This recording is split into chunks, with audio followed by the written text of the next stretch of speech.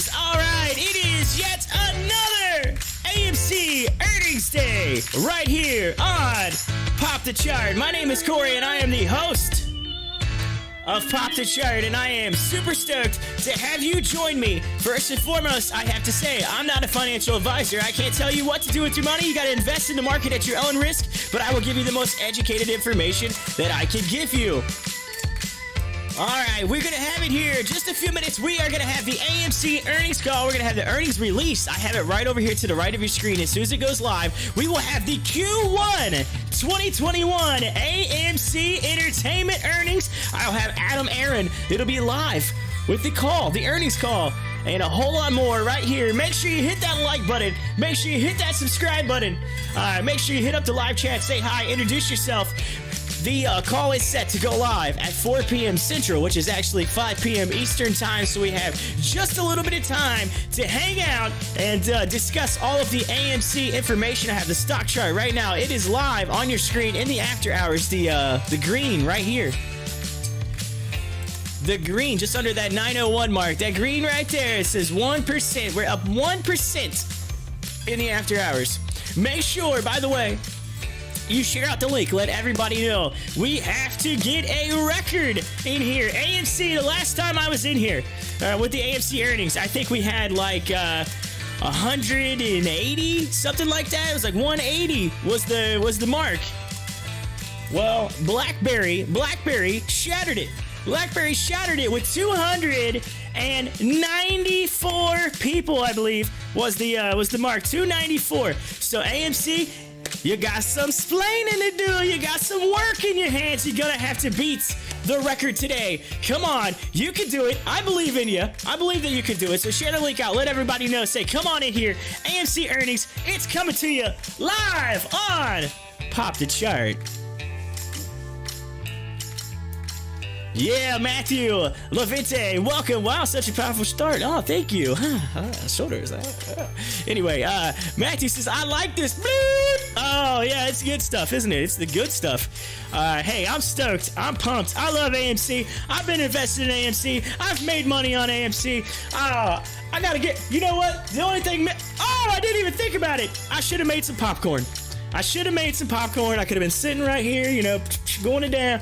But I was busy watching the GameStop.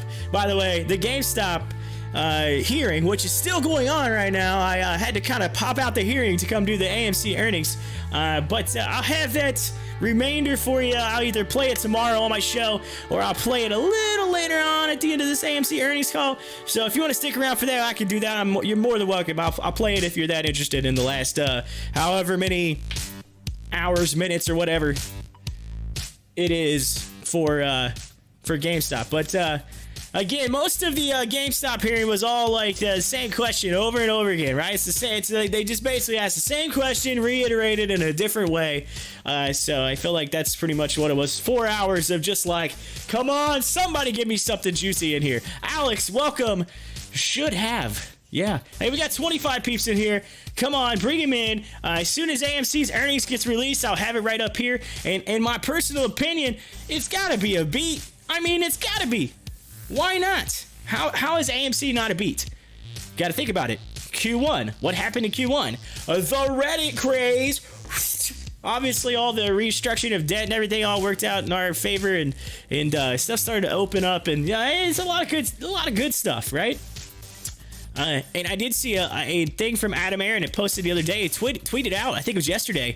It said, yes, 3 million retail, I believe it said 3 million retail investors. I think that's what it said. It was 3 million investors. I know that. 3 million investors in AMC. So that goes to show you that we are in this. We're in it to win it. That's what it is. We're in it to win it. And I'm curious to see what you all think. What do you think about AMC? Hit me up in the live chat. Say hi. Tell me what you think. Tell me your price prediction. Tell me what you think earnings are going to be. Do you think it's going to be a beat? Do you think it's going to be a miss? Type it in there. Let me know. I want to know. I'm curious. I want to see what all the rest of my AMC apes are saying. And, yo, if you like the channel, by the way, if you like the stream, if you like the energy that I'm providing you right now, please help me out. click that like button, because you know what? It lets YouTube know that I exist and that I breathe air. So if you could do that for me, that'd be phenomenal. Also, feel free to subscribe. Do the show each day, market open all the way through market close. And I keep you updated with all the information. I got live news. This is right here. I've actually filtered it to just AMC right now. But if I unfiltered this, it's all live news from multiple sources to keep you updated. Also got the news at the bottom of your screen. I have a movers and gainers tool. I have stock screeners, all kinds of information for you. You're more than welcome to subscribe. Speaking of subscribes, I think subscribers. I have a little bit, I think I'm over 300 now. My goal is 500 by the end of the month. So y'all can help me out there too and get me to that point. I mean, that's like epic. 500. Oh man, that's the if I get to 500, I'd be so excited. You know, if I get to 500 by the end of this earnings call, I will dance for you. How about that? Yeah, I'll give you a dance. If you're wondering where all this energy comes from, it's because I got my COVID shot yesterday. So that's what it is. I'm all like jacked up from my COVID shot. I'm not kidding. I really did get my second COVID shot yesterday. My arm's still sore. It's like blah. It's like, but hey, I'm kicking. That's all that matters, right? But anyway, I'm gonna pull this audio back just a hair. Levante says, good man. Or Levinte, I'm sorry, Levinte. It's Levinte. I said Levante. I read that really fast. I saw the A. Matthew Durway says, Roku's up 6%. Yo, what goes up must come down. Oh, come on, Matthew. We don't want to hear none of that going down stuff. Get that out of here. Call me Lev. Hey, I like that. What's up, Lev? How you doing? All right. So I'm excited. All right. AMC, Adam Aaron. This guy has been showing up everywhere. I mean, he's on Trades. He did an interview with Trey Collins, Trades. He's done that. I mean, I don't know if you listened to the last earnings call, but the last time, if you go back, I don't think it's in my earnings list. I think it was before I started doing the earnings list on my channel. But if you go back and you go to whatever stream I had AMC earnings on, and you listen to the last earnings call, there's always that one guy. There's always that one person. That one person that has to ask that one question that just really beep the CEO off, if you know what I'm saying. Like, it just really just makes him mad, right?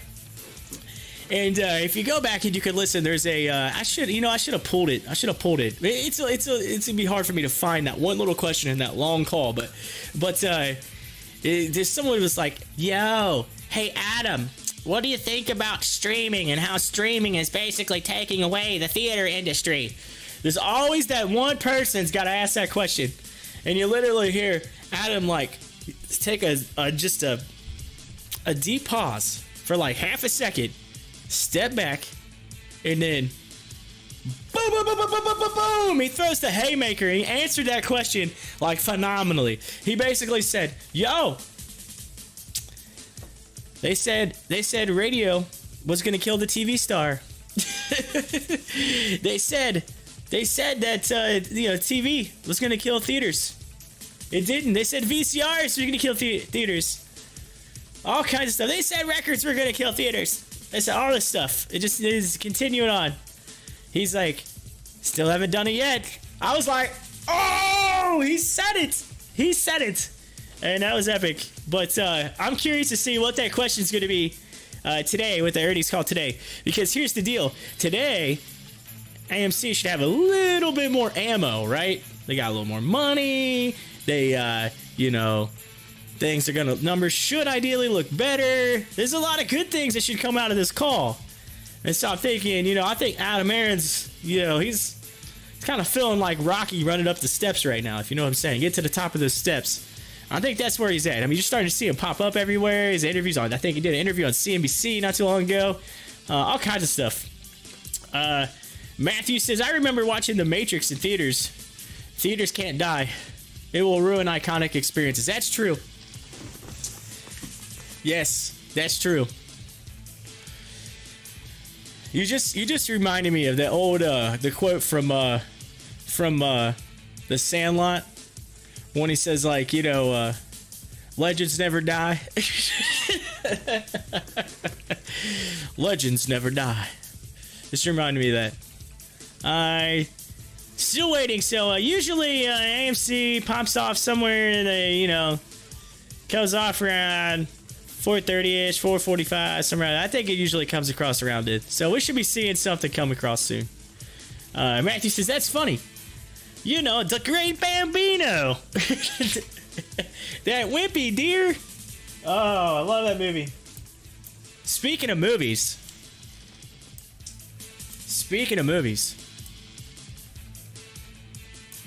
Did any of y'all how many of y'all watched Godzilla vs Kong? How many of y'all watched it? How many of y'all watched Godzilla vs Kong? That movie was epic. I thought it was really good. Oh, it's a really good movie. You know, it's one of those things, like, before you watch it, you gotta watch all the other, you know, bunch of movies before you get to it. But you gotta watch those. It's like prequels to get to it. But those are good. And then I just watched, last, I think it was, when was I watched that? Last week? Mortal Kombat. I did watch Mortal Kombat. I was really stoked about Mortal Kombat. But they went a different route with it. So I'm kind of like, I see what they did. I see what they did. They went a little different route. I was expecting one thing, you know, and it went another way. But it's still pretty cool, though. Effects is pretty insane on that. So make sure you check that out if you haven't seen it yet. Mortal Kombat is awesome. All right. So let's see here. Oh, they changed it. They flipped it to 9 even on AMC. I thought it said 901, didn't it? It ended at 901. They must have updated it. That's okay. It happens. Sometimes it gets the little thing will get stuck and they'll update it, fix it. But currently, after hours, we're at 907. 907 in the after hours. We got 45 people in here.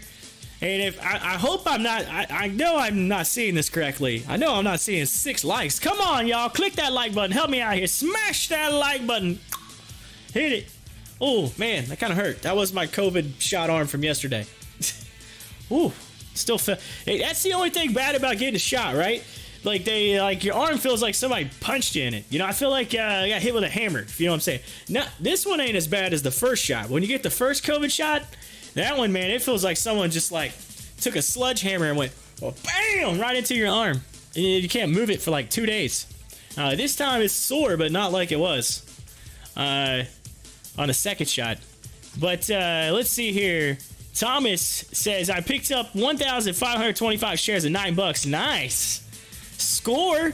You're about to make some moolah. Hey, I'm not a financial advisor, but in my opinion, this thing's going sometime in the near future, $11-12. I think it personally, if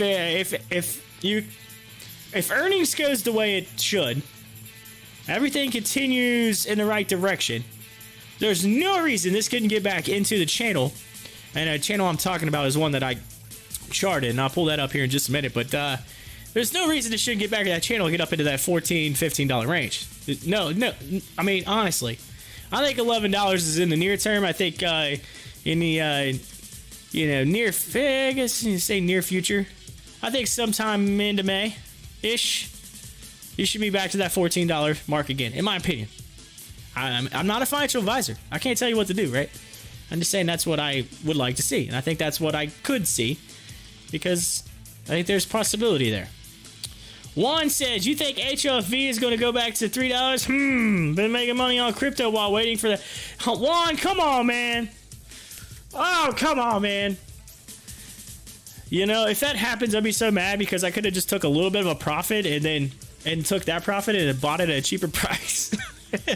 but no, anyway. I see. Believe that FOMO will ensue. FOMO is real. The only thing that took Doge up was FOMO. Yo, hey, don't be talking about Doge right now. Oh, Doge is like, all right, I love Doge, but let me tell you, I'm not good at timing Doge. That's my problem. I have a bad timing with Doge.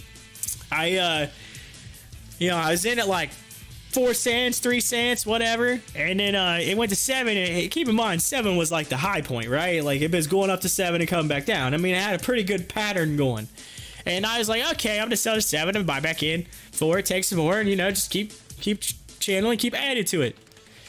Okay, well, I'm waiting for it to go back to 4. 2 days later, it goes to 60-something cents, and I just wanted to go because I had it for a while before I sold it. So I mean, it was one of those, like, I literally held it forever and sold it just before it mooned. And I'm like, how is that even, like, how does that even happen? How does that even happen? Oh, I got paper hands on that one, didn't I? I did. I got paper hands. Woof.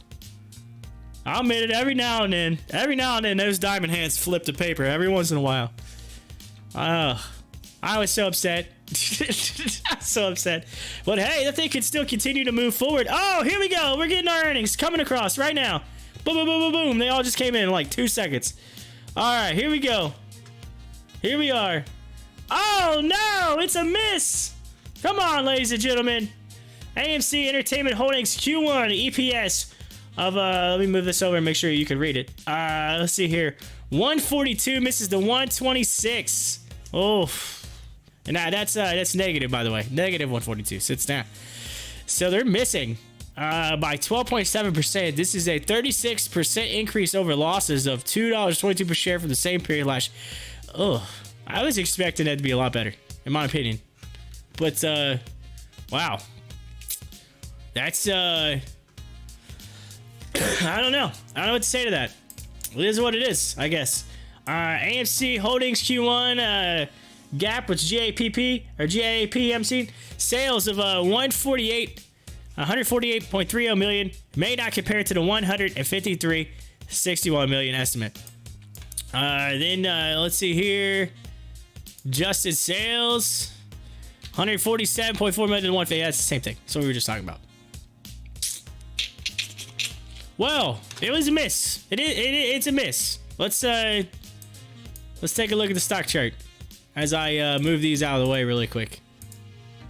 Stock is right about where it closed at right now. I mean, but here's the thing. We didn't get a miss. We didn't get a miss. But it doesn't, to me, AMC is still something that's going to continue upward in the future, right? Theaters are reopening, things are getting better. I got my COVID vaccine yesterday, so there you go. You get vaccinated people can go out, do things now, whatever, right? So it is what it is. I'm just, I don't know. I guess I'm a little shocked. I'm a little surprised. A little bit. I was thinking it would be better. I think we was going to get at least a beat, right? At least a little bit. But hey, you know what? This thing's holding pretty strong for the earnings that just came across. It's holding pretty strong. And it wasn't too awful far off. 12%. I mean, that's not crazy. I mean, it was close. It wasn't like massively different. I mean, 147 to 153, right? I mean, that's super close. So, it wasn't terrible. I was just expecting it to be a little bit better. And again, that could be my diamond eyes. I'll just take my diamond eyes off and then we're good, right? That's all I gotta do. But hey, AMC is gonna get better. That's all that matters. It's getting better. Gotta remember though, Q1, even though they had the big run up, there was that big long spiel where AMC went like down and it just curved for a while and set flat and then finally, you know what I mean? Then finally it kind of, it was a good while there. So that's probably part of it. So let me pull this up just so you have them. You gotta have them on here. And here's what I'm gonna do. Now that that's out, I'm gonna move this over here. Over here. And I'll get you these right here.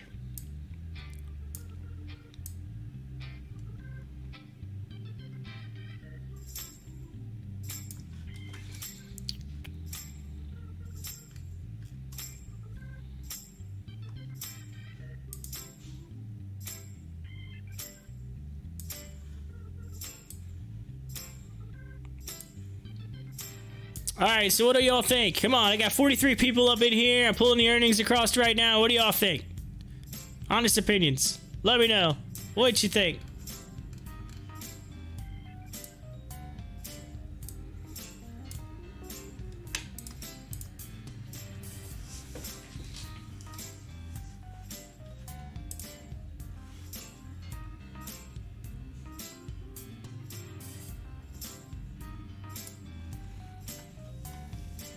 We're at $9 even right now in after hours. We're even right with the $9. $9. $9.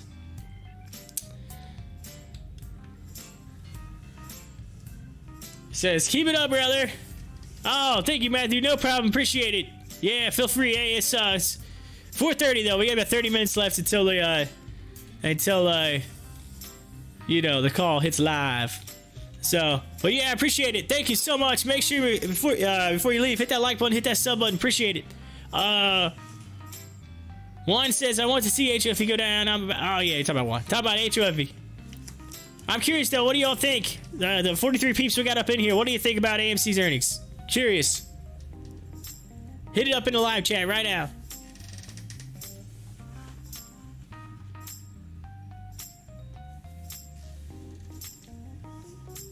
So there you go. Reported quarterly losses of $1.42 per share, which missed the analyst consensus estimate of $1.26 by 12.7%.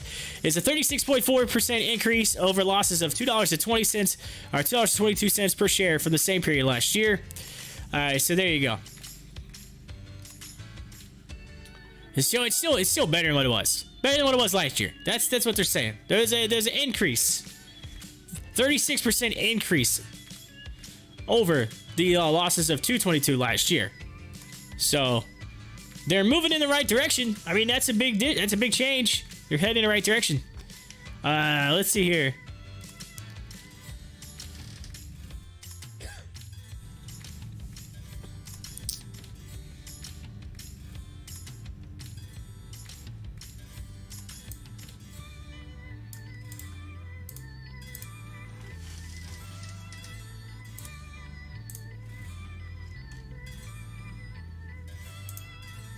By the way, if you hear that noise, that is actually the air carrier. They're like about a mile from my house is where their pad is. So they fly over my house like 2 or 3 times a day. So every now and then you'll hear and that's what that is. So if you hear that noise, that's what it is. They're flying over my house right now.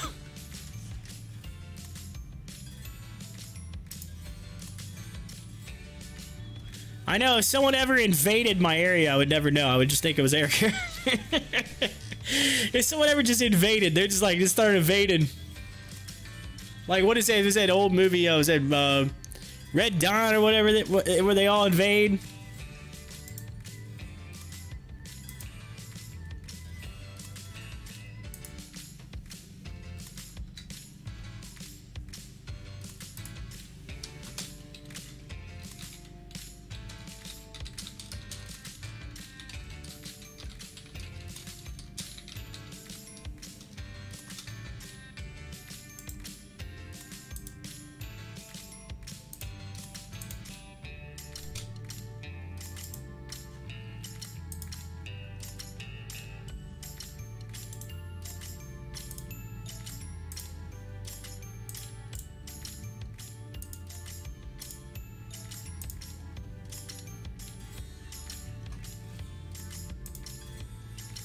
Alrighty, let's see here. Chris says shares outstanding in the number is the number I want to see.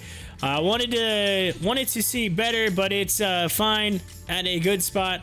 Better than what we could have. That's true. That is true. Turkey Dough says better than what we could have saw. That's 100% accurate. Because here's the deal. It could have all been worse. It could have been a lot worse. And it's not. It's actually showing better than it was last year. I mean, yeah. Last year with COVID. Can't really get much worse than last year, right? Let's be honest. It can't be much worse than last year.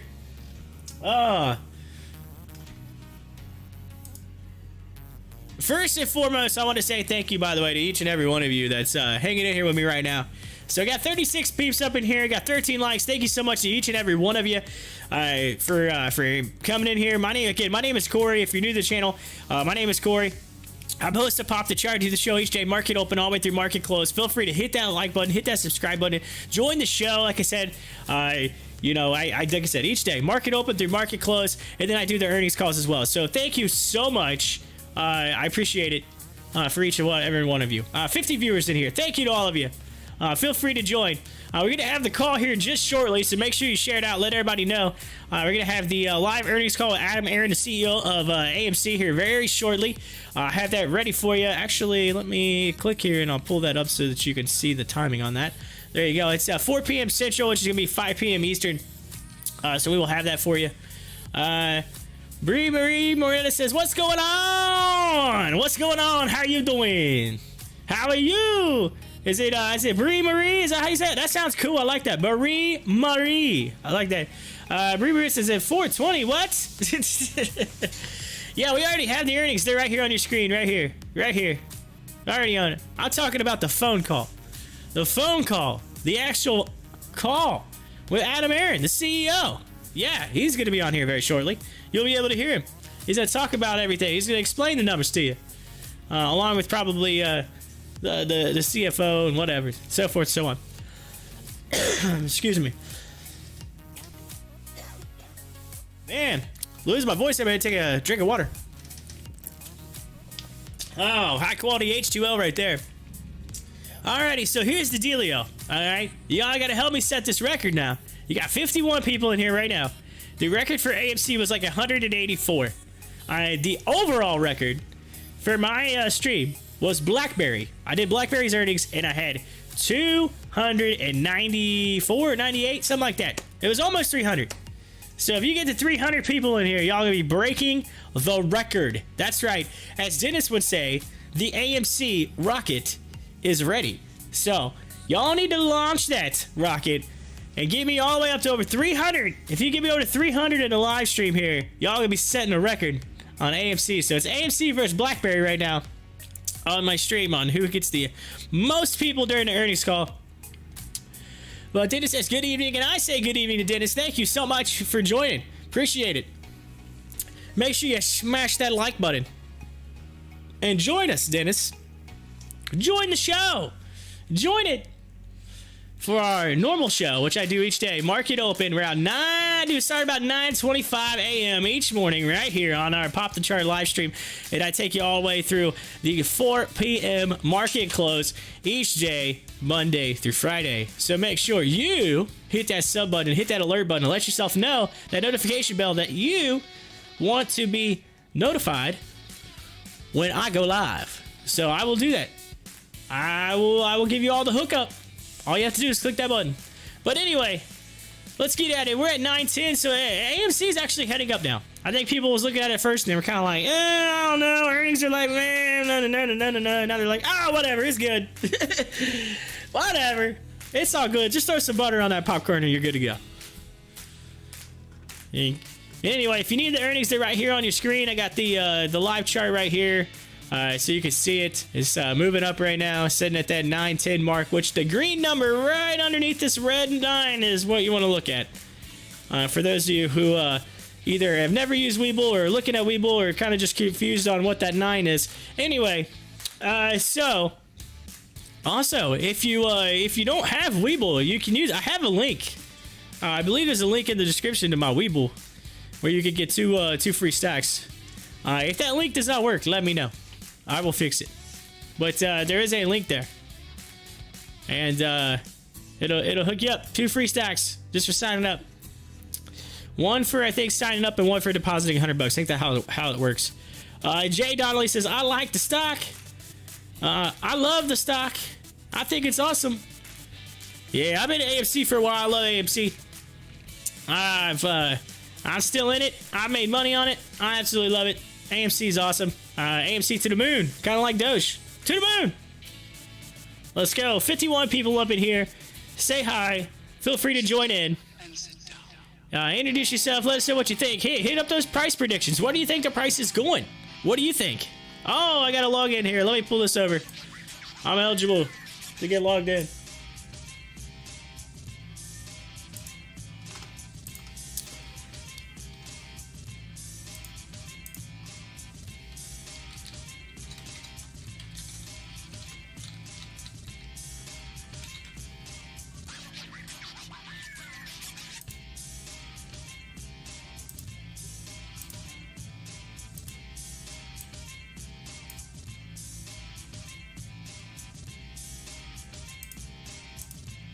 All right, I am logged in and ready to go.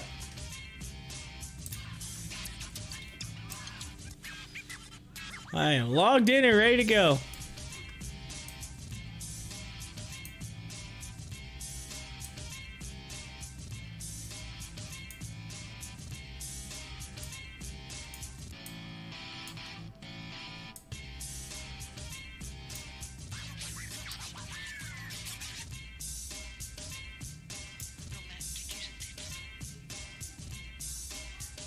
All right.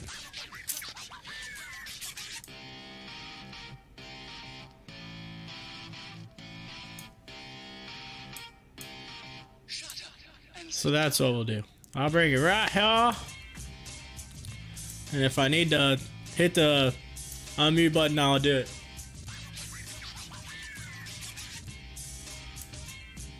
Oh, wait a minute. All right, let me get this on the screen, get this fixed for you. I want to make sure that it looks somewhat decent. This thing's being a little goofy on me. It doesn't. Sometimes these things, they don't give you like, you don't really have a choice. See, I need to make it just a little bit bigger. I might have to move myself to see it though. That's the problem. My big head's in the way. Look at the screen. Oh, I had it said something cool there. Regardless. Oh, it's all right.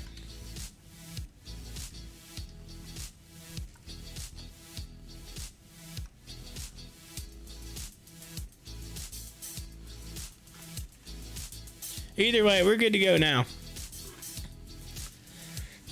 Excuse me. All right, so let's see here. Medical bids, love AMC, we will win. What time earnings report come out? Anybody? Oh, the earnings report's already out. It's right here on your screen. It's right there. We missed. It was a miss. If you look at the screen, you'll see it. EPS was minus $1.42, so it was down $1.42, and the estimate was down $1.26, so it was a little bit less, but it was better than last year. Last year was $2.22, so it actually beat last year's by 36.4% with an increase there year over year.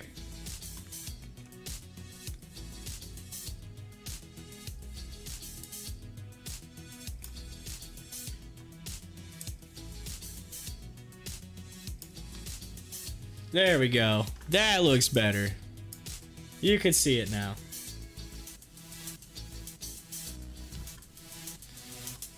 Dun dun dun dun dun. Alright, we got 55 people in here.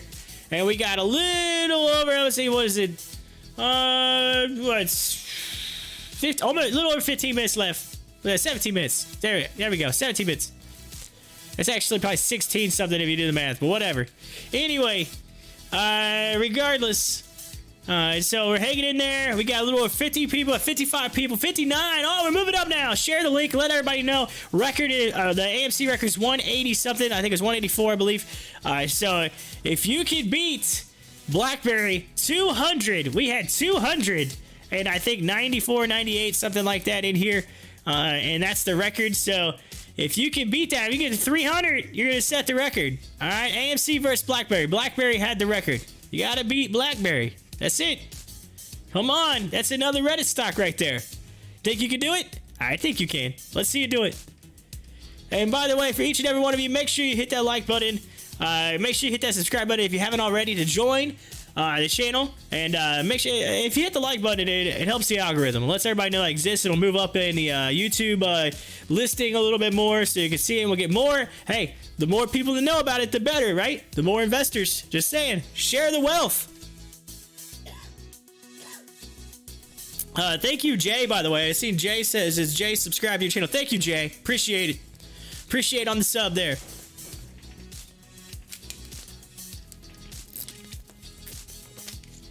Oh, chugging the water. Chugging the water. Thirsty. I'll have to lose my voice. All right. Samir says AMC is a dog water stock. What? Dog water stock. What? So what'd you say to me? Oh. Hey, we got 69 viewers in here. What's up, AMC? First quarter 2021 earnings conference call with Adam Aaron is coming up in less than 15 minutes, and we are going to be ready to rock and to see what Adam has to say.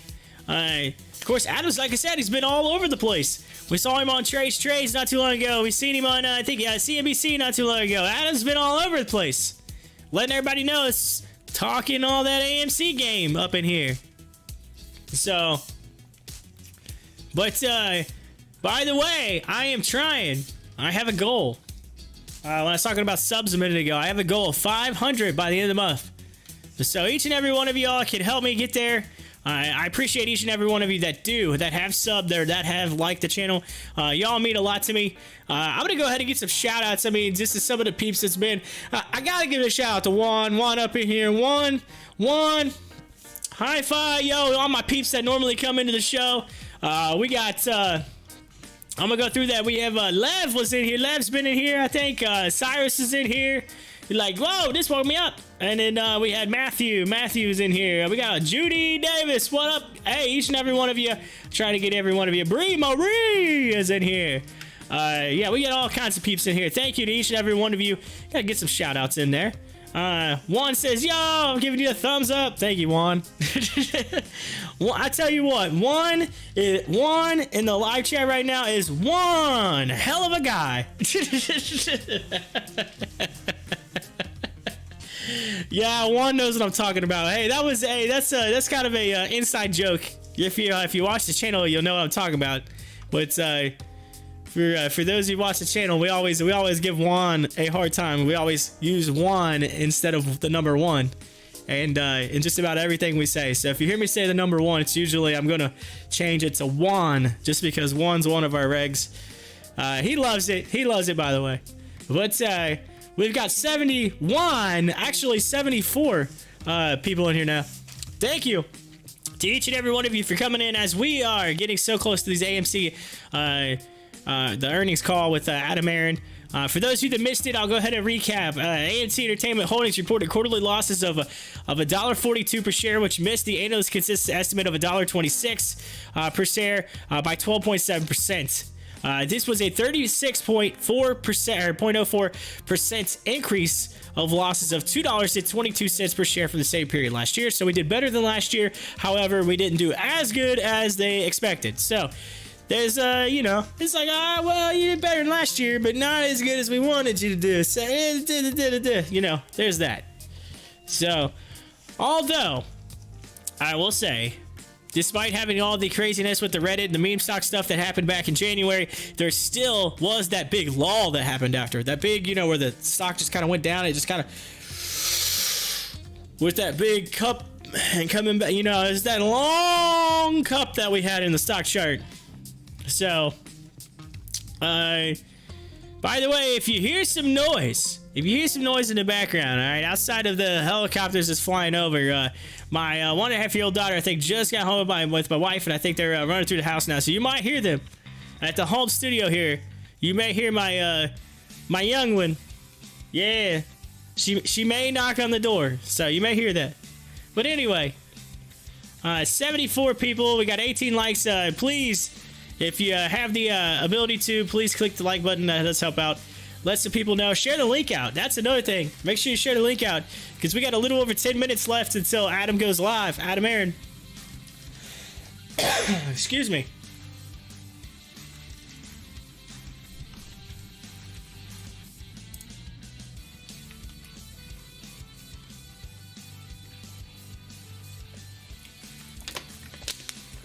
I just refreshed Stocktwits, and the first thing that I see is the hedges are big. It's always funny when the first thing you see when you click on Stocktwits is always something just absolutely hilarious. Hedges are big. That's all I gotta say. That's what it said.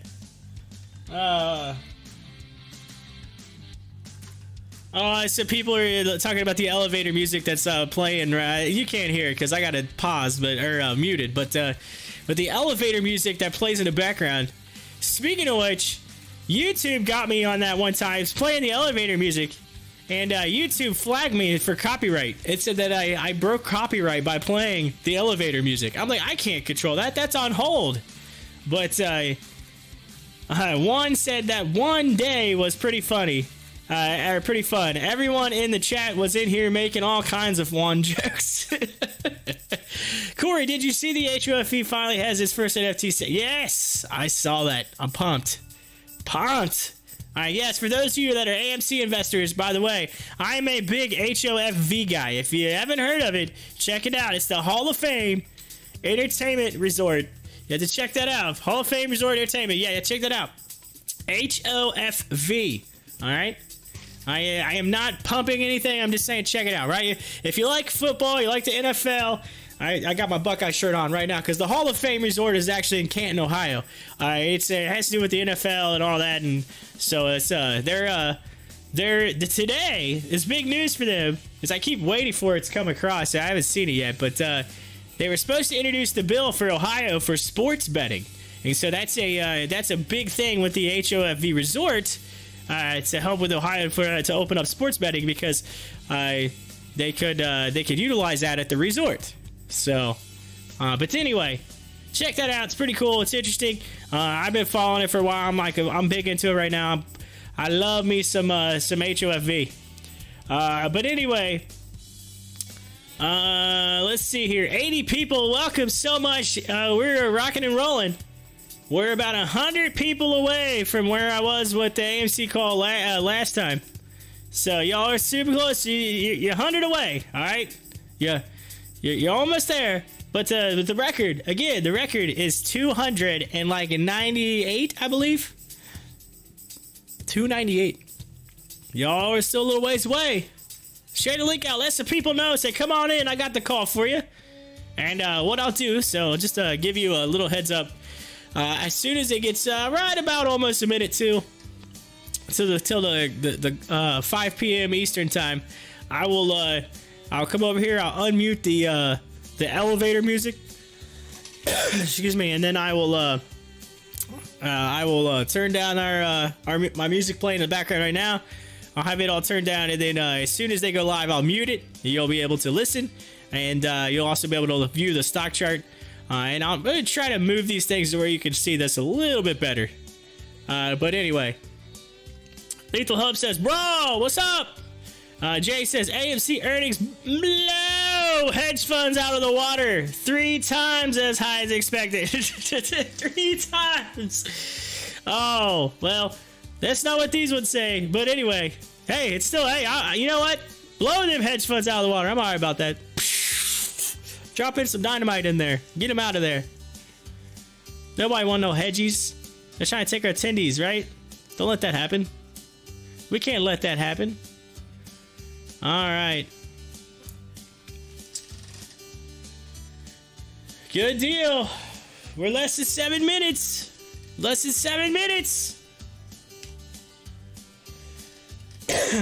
Excuse me. Man, I am going to lose my voice. It is going to happen. I am about to lose it. Anyway. So what do y'all think? So, like I said, Jay said earnings were awesome. What do y'all think? Hit up that like chat. Come on, tell me. Let's see here. Spaceboy X said, check Elon's Starship, bro. Just launch on Dex. Elo says she's blasting off. Get in while it's cheap. This will moon. Or Mars for sure. It's bullish. As bullish as. So I wouldn't wait. Early birds. 1000x. Check Elon's Starship, bro. Launch on Dex. There you go. Elos. E-L-O-S. Check it out. Early bird gets the worm, huh? The early bird gets the worm. All right, now Spaceboy X, are you actually Elon Musk? That's what I want to know. Did you find my channel and you're Elon Musk and you're dropping some nuggets right now on this AMC on this AMC channel right now? Dropping some nuggets, Elon. I see you. I see you. I got you. Oh, that's funny. All right, y'all. We're at less than 5 minutes. Bruh says, come on. I know, right? I see you. All right, we're seeing some likes. The likes are coming up. Thank you so much, each and every one of you, for clicking the like button. I appreciate it. I appreciate it.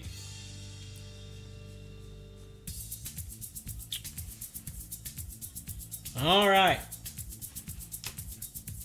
Let's see what some of these peeps on Stocktwits are saying right now. Hold on.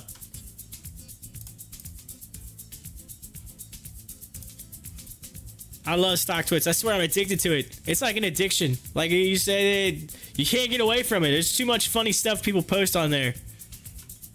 Speaking of which, you can follow me on Stocktwits. There's a link in the description to follow me. I'm always posting crazy funny stuff, so you're more than welcome to join. I got some subs on there now. People are starting to sub me on Stocktwits.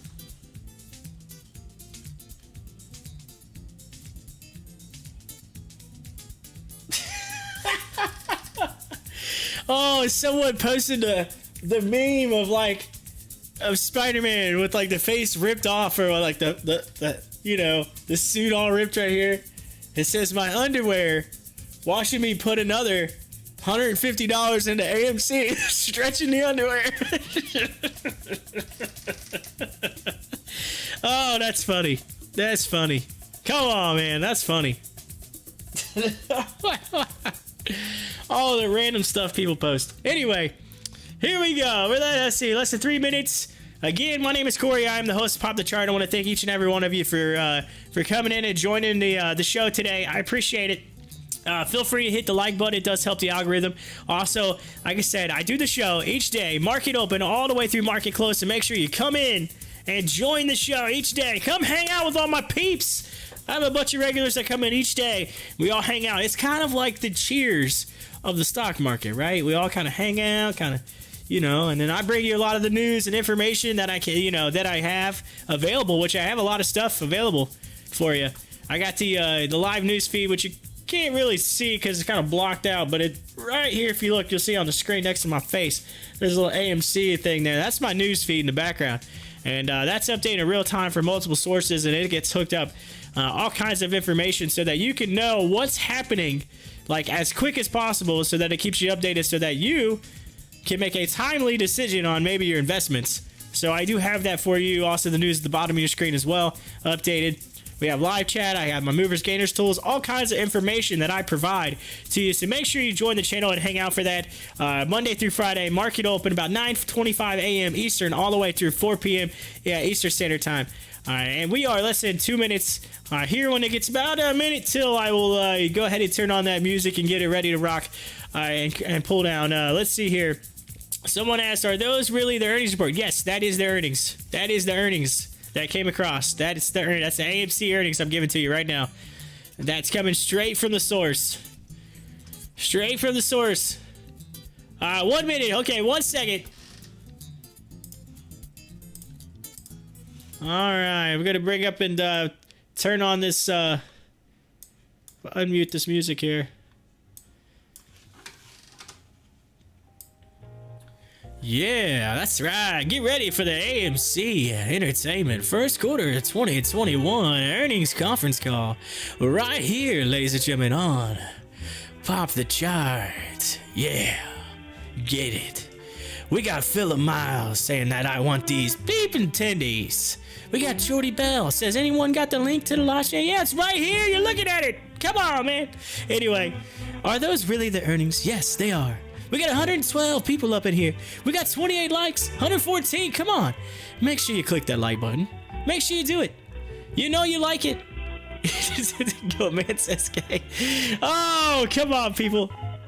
So, again, hey, thank you so much to each and every one of you for joining in. Hey, before you leave after the, don't click out yet without hitting that like button. That helps out. Do that. At least do that. If you're not going to sub, at least click the like button. But if you're going to sub, do it. Come join us. I'll be here tomorrow. About 9:25 a.m. I'll have the show ready to rock for you. And we'll bring you all the way through. I do AMC, GameStop. I follow all kinds of HUFE. I got DLPN. I follow SHIP. We got all the cryptocurrencies. We got Doge. We got Ethereum, Bitcoin, you name it. I have it for you. BlackBerry, Rockets. We do all kinds of stuff. HCMC. It's all up in here. You can see it right here. Savara. I follow a lot of different stocks. So come on in and join us.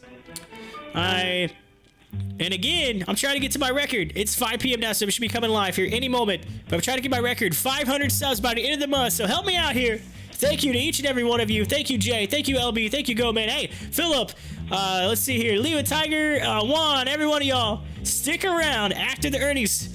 And we'll chat about the earnings and see or after the call. We'll chat it up. If y'all have any questions, feel free to ask. Appreciate it. Thank you so much, Philip, for hitting that sub button. I thank you. Appreciate it.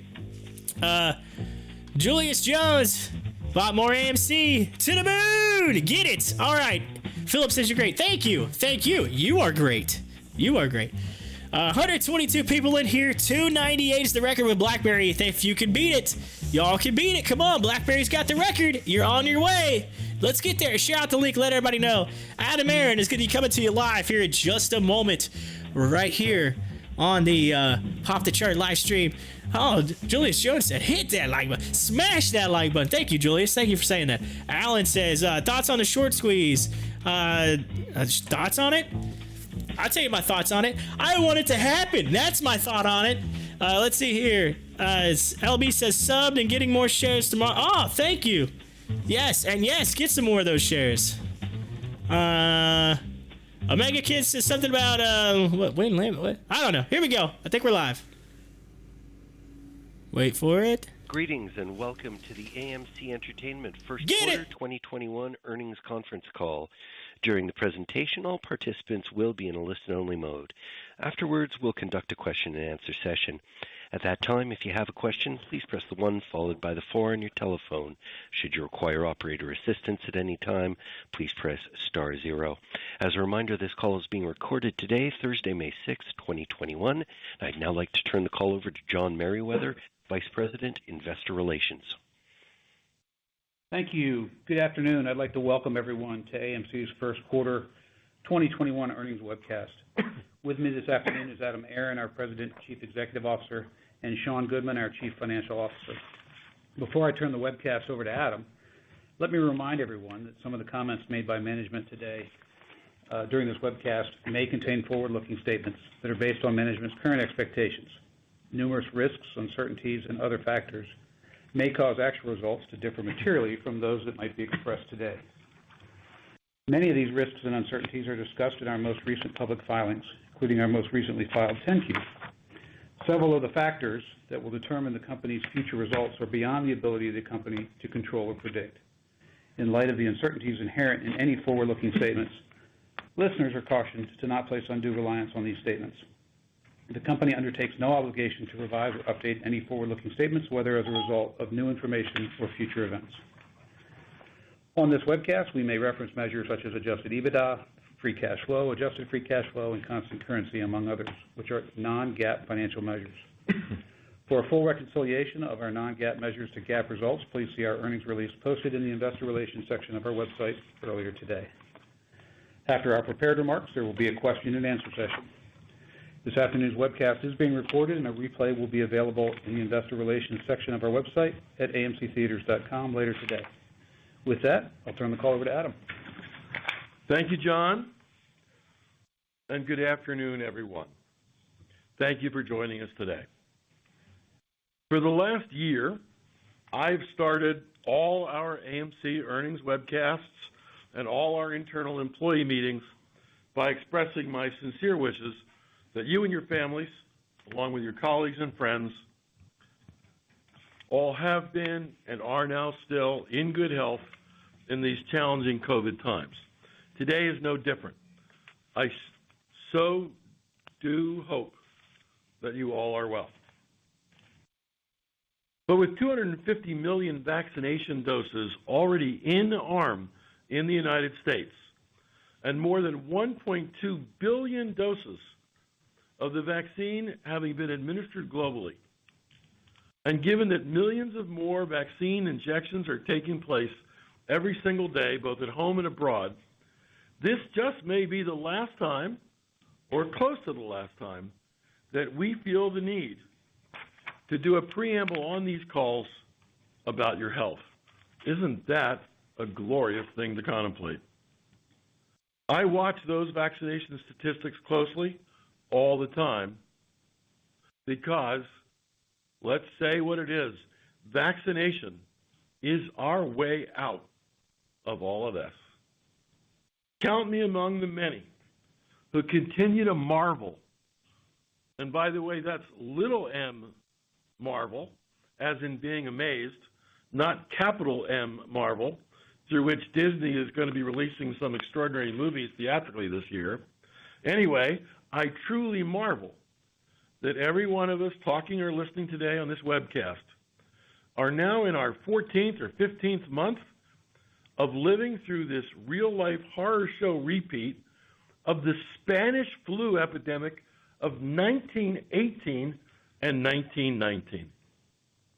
I doubt that anyone on this call really expected that ever in our lifetimes would we have to deal with something this bad, which is so disruptive to what we think of as normal living, and to do that for so long.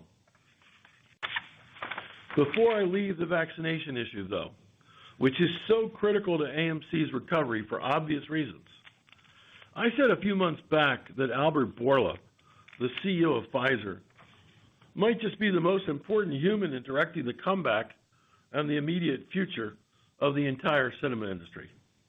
I meant that then, and I mean that still today. Although he may have to share some credit with Moderna and others in pharma, as well as with those in the Trump administration who made a daring commitment to Operation Warp Speed. But today, we also are so incredibly grateful to the new Biden administration for getting the vaccine rolled out and in arm to so many Americans so quickly. The U.S. is conquering a mind-numbing logistical challenge, and the country doing so is a major reason why I am truly and absolutely optimistic, hopeful, and confident in AMC's recovery. Turning more directly to AMC, as I look back on the odyssey of the past year for AMC, there's just no other way to say it than this. It is simply and utterly astonishing what AMC has accomplished since March of 2020. Astonishing. It should take your breath away. It certainly did mine. And, you know, I say that not trying to have any sense of braggadocio. It's just the truth. And even as we say that, when we look back at what we've accomplished in such challenging times, we're not wearing rose-colored glasses. We're not sugarcoating our reality. We know that AMC is losing money today, not making money today. And we know, too, and are so very well aware, that there is enormous work ahead for us to steer AMC through to a recovery. But what gives us the confidence that recovery is finally in our reach, and that going forward we will maneuver our way to get AMC through these waters, is this. Just look at what this management team already has pulled off in these unparalleled times. At AMC, we were within months or weeks of running out of cash 5 different times between April of 2020 and January of 21. There are a lot of smart people on this call, and many of you were certain that AMC would collapse. Why? To use a billiards metaphor, because to succeed, we would have had to run the table about 10 times in a row. We would have had to execute flawlessly on so many different dimensions. But that's the thing here. At AMC, that's precisely what we did. My goodness, the strength and circumstances of AMC are so much radically different and radically improved on May 6th than they were just months ago on November 6th or December 6th or on January 6th. 6 months ago, in this very quarterly earnings call forum, I was quoting Winston Churchill's famous "We will fight on the beaches" speech to discuss the wartime mentality that we had at AMC to successfully tackle our seemingly to many insurmountable challenges. Well, we know with the benefit of hindsight that Sir Winston won his war, and we have every confidence in looking ahead that AMC will win ours. We certainly are well on our way. Here is where we've ended up coming out of Q1 and moving into Q2 in calendar year 2021. As of March 31, 2021, we are strong. Almost all of our U.S. theaters are now open. And ever so importantly, our theaters in New York and Los Angeles are open, where in both markets, AMC is the number one player and which together represent about a third of our total U.S. business activity. And our market share in the United States has soared, increasing by about 25% compared to pre-pandemic levels. AMC's U.S. market share was about 26-27% a year back. Recently, we've enjoyed a share that is more around the 33% level. We've taken share from those who stayed closed, or those who've gone bankrupt, or those whose marketing prowess is not as imaginative as that of AMC, or from those whose theaters are not as nice as ours, given our substantial reinvestment in them over the past many years. And even as others finally reopen, we believe we will permanently keep some, not all, but some of that increased market share that we've been capturing of late, now that more and more people are discovering and experiencing AMC for themselves firsthand. Our Middle Eastern theaters, too, are all open. Our theaters in Spain and Portugal are open, and much more of our European estate, most notably in the United Kingdom, comes back up in a big way just 2 weeks from now. And crucially, big new titles are starting to come out too, as you know, and people are coming to our theaters again. Our business for the opening of Godzilla vs. Kong was 5 times that of the average first quarter attendance. The Mortal Kombat Demon Slayer weekend 2 weeks ago was our biggest attended weekend at AMC since March of 2020, 13 months ago. Watch TV now, as I did last night. You'll see trailer after trailer before your eyes, starting to create the hype for all the big movies being released to theaters in May, June, July, and beyond. And critically important too, critically important, for AMC at the end of Q1, AMC had more than $1 billion of immediately available liquidity. That is the highest quarter-end liquidity that AMC has ever had in our entire 101-year history. In our new equity raise announced just last week, we had already brought in another $153 million at an average share price of $9.85 per share as of yesterday in just 5 trading days. That number is now $172 million in the door for AMC as of market close today. This takes our total amount raised to approximately $2.9 billion in fresh equity and debt capital over the last year, including the conversion of $600 million of convertible notes into equity at a price of $13.51 per share. And wait to hear this. Literally tomorrow, Friday, May 7th, we will cross the $2 billion mark of cash raised through equity or debt, about 4/5 of that being equity rather than debt, since December 14, 2020, only 5 months ago. $2 billion in the door, boosting our liquidity since December 14. And that's in addition to all that we did from a capital perspective between April and November of 2020, which was about another $2 billion in addition, as spelled out in more detail in our press release today. Taking step after step, this was the AMC to-do list over the past year. Closing theaters and reopening them, closing them again and reopening them again.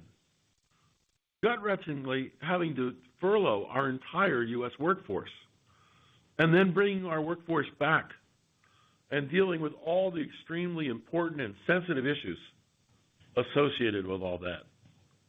Designing our AMC Safe and Clean protocols with Clorox and Harvard School of Public Health faculty at our side, joined at the hip with us, to prove that we could reopen responsibly. Navigating with studios, both with carrot and stick, in defending theatrical exhibition and defending AMC, but also understanding and accommodating their desire to creatively address windows and simultaneously beef up their streaming platforms. Prepare for hyper-aggressive and innovative marketing activity when new major titles come to our theater in quantity, as they are starting to do now. Professionally handle a change of control from Wanda, who was a terrific partner for us for many years and who remains still our single largest shareholder, to a shareholder base primarily individual shareholders, about 3 million strong, most of whom live in North America and Europe. And above all else, build up liquidity, bolster cash, cut spending, defer obligations, renegotiate theater leases from our landlord community, who I might tangentially add, heroically really had our back in 2020, and to whom we are ever so grateful now and will be perpetually grateful to as we return to our former self. But the list continues. We had to raise equity and debt, all the while deleveraging to the tune of some $1,255 million in debt that was either forgiven by our lenders or converted instead to equity. Why am I sharing all of that with you now today? Well, some of it's new information for many of you, and some of it you already know. But in a simple summary, here's the point that I've been trying to make. When you look at it all as one interwoven tapestry, our dedicated, experienced AMC management team and employees, coupled with the biggest and best collection of theater assets in our industry, both in the U.S. and globally, had enormous challenges to deal with in 2020, and we performed beyond all expectations over the past year. Of course, it's clear that challenges anew are still out there aplenty for AMC to deal with. A recovery in the movie theater industry has not yet started. It's just about to start. You can feel it, you can taste it, you can see it just over the horizon, but it hasn't actually started yet. And literally, no one knows what the pace, fast or slow, of that recovery will be. It's clear to us that there'll be much more flawless execution needed at AMC and by AMC to energize this recovery and to benefit from this recovery. But think about all of this. The passion, the energy, the drive, the creativity, the work ethic, the smarts, and the sheer will that AMC displayed in 2020 to make it through this pandemic. That is precisely what we're going to display again at AMC in 2021 and again in 2022. No resting on recent laurels here. No taking a year sabbatical. No coasting. No mailing it in.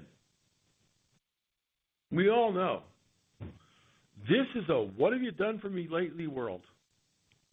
And we will give it our all to make people as impressed with AMC's accomplishments this year in 2021 and next year in 2022 as they were with the strides AMC made in 2020. In November of 1942, 2.5 years before World War II ended in Europe, my favorite Winston Churchill said in yet another of his famous speeches, quote, "Now this is not the end. It's not even the beginning of the end, but it is perhaps the end of the beginning." It took him another 2.5 years, but Sir Winston won his Titanic fight. Indeed, it's going to take us a while too. But hear me now and write it down and hold us to it. As you think about COVID, its aftermath, and the structural changes in our industry that may come our way, I believe that AMC will win our war too. I'm now going to turn the call over to Sean to update you on where we are financially, and then we're going to head pretty quickly after that to Q&A. Sean?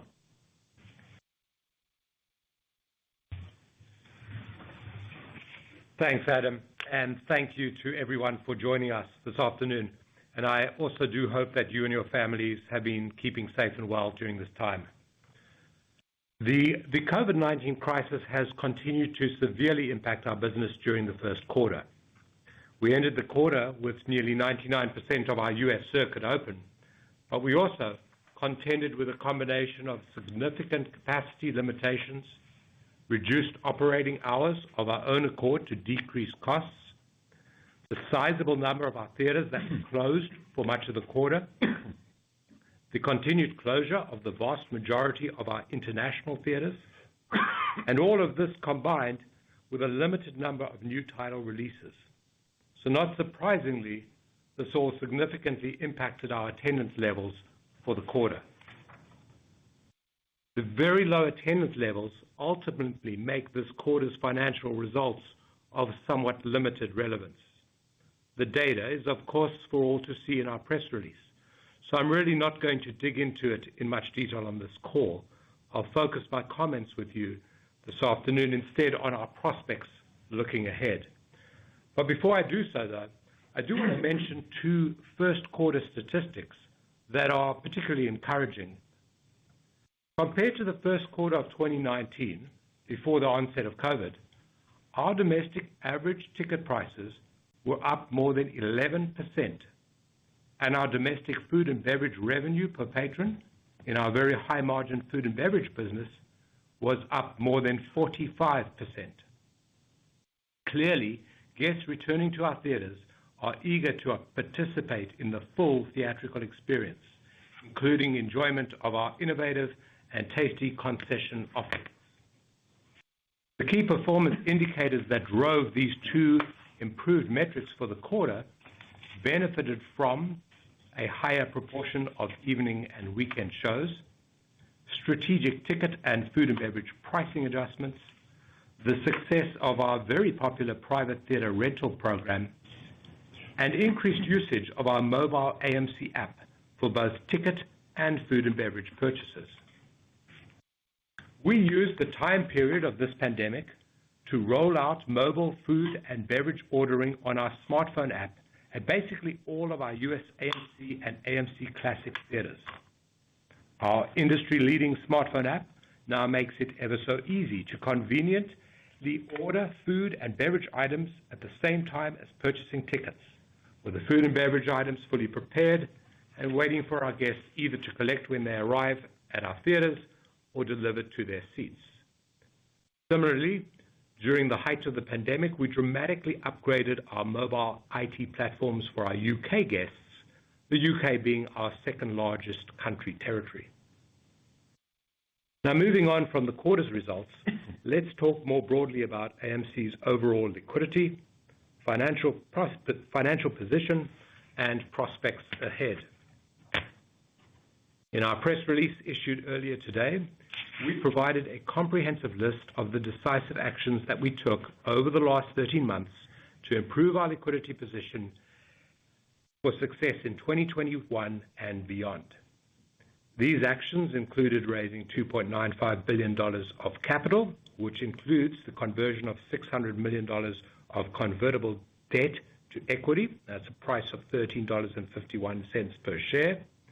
Securing more than $1.2 billion of creditor and landlord concessions, obtaining more than $150 million of assistance from European governments, and generating $80 million from non-strategic asset sales.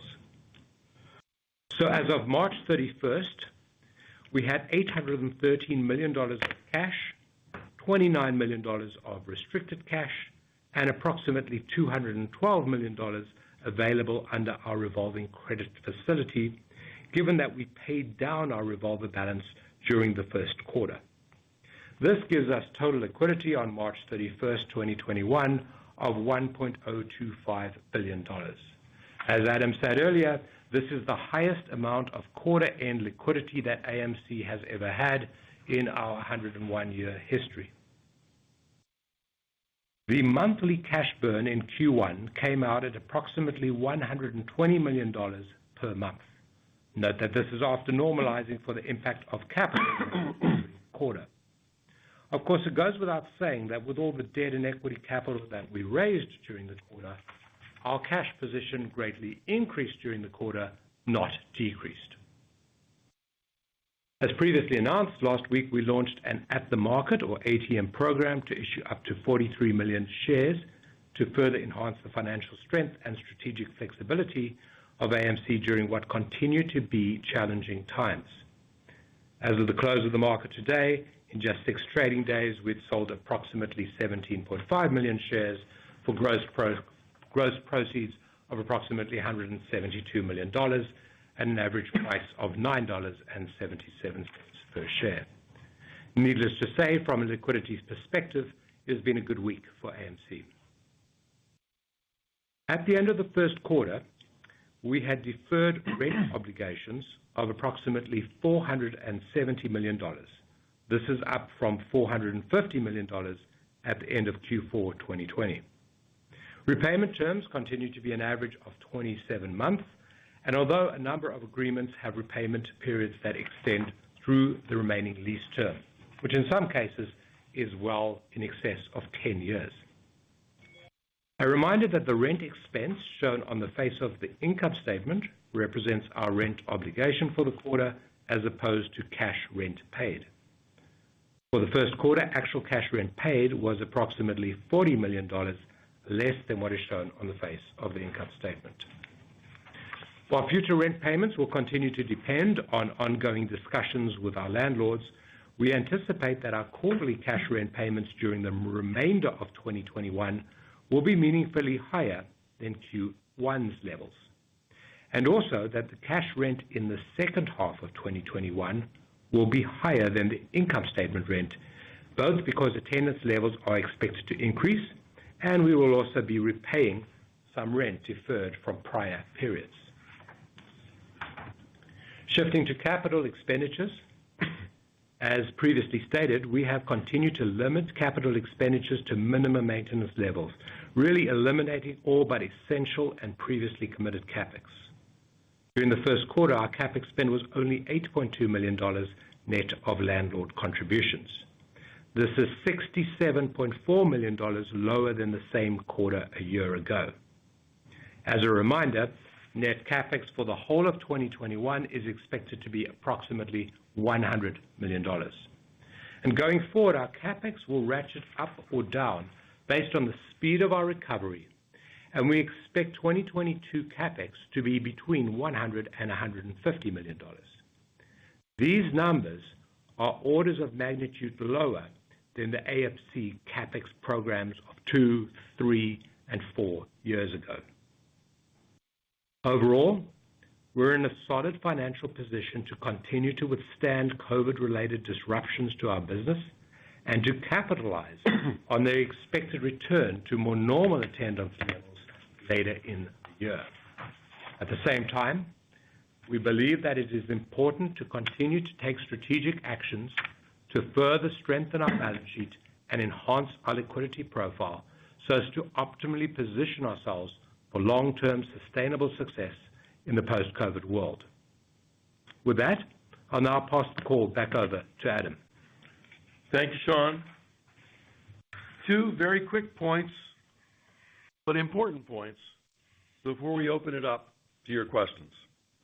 First, on AMC's continuing liquidity. Let's assume that our current 43 million share at the market equity raise continues to go well. Let's also assume that the domestic box office, as a proxy for the industry's overall health, has some semblance of a recovery starting in the second half of 2021. How do we define some semblance of recovery? A domestic box office, meaning the box office for the U.S. and Canada, hitting $5 billion or more in 2021, and a domestic box office of $8 billion or more in 2022. How reasonable is an $8 billion placeholder for 2022? We all have our opinions, some more informed than others, but literally no one knows for sure. After all, 2020 was a disaster, and there are a myriad of predictions as to how quickly a recovery in movie theater ticket sales will occur. Still, reflect on this. Absent a global pandemic, the domestic box office has exceeded $8 billion every year between 2001 and 2019, 19 years in a row. It has exceeded $9 billion every year between 2006 and 2019, 14 years in a row. It has exceeded $10 billion every year between 2009 and 2019, 11 years in a row, and has exceeded $11 billion every year between 2015 and 2019, 5 years in a row. And finally, also assume that everything else more or less works out along the lines of our current expectations. In that scenario, when looking at our liquidity, we can say now that AMC will have materially extended our liquidity runway all the way through the end of 2022. And given our sizable market share, a domestic box office in 2021 above $5 billion, or a domestic box office in 2022 above $8 billion, would put a lot of extra monies into AMC's coffers. Second point,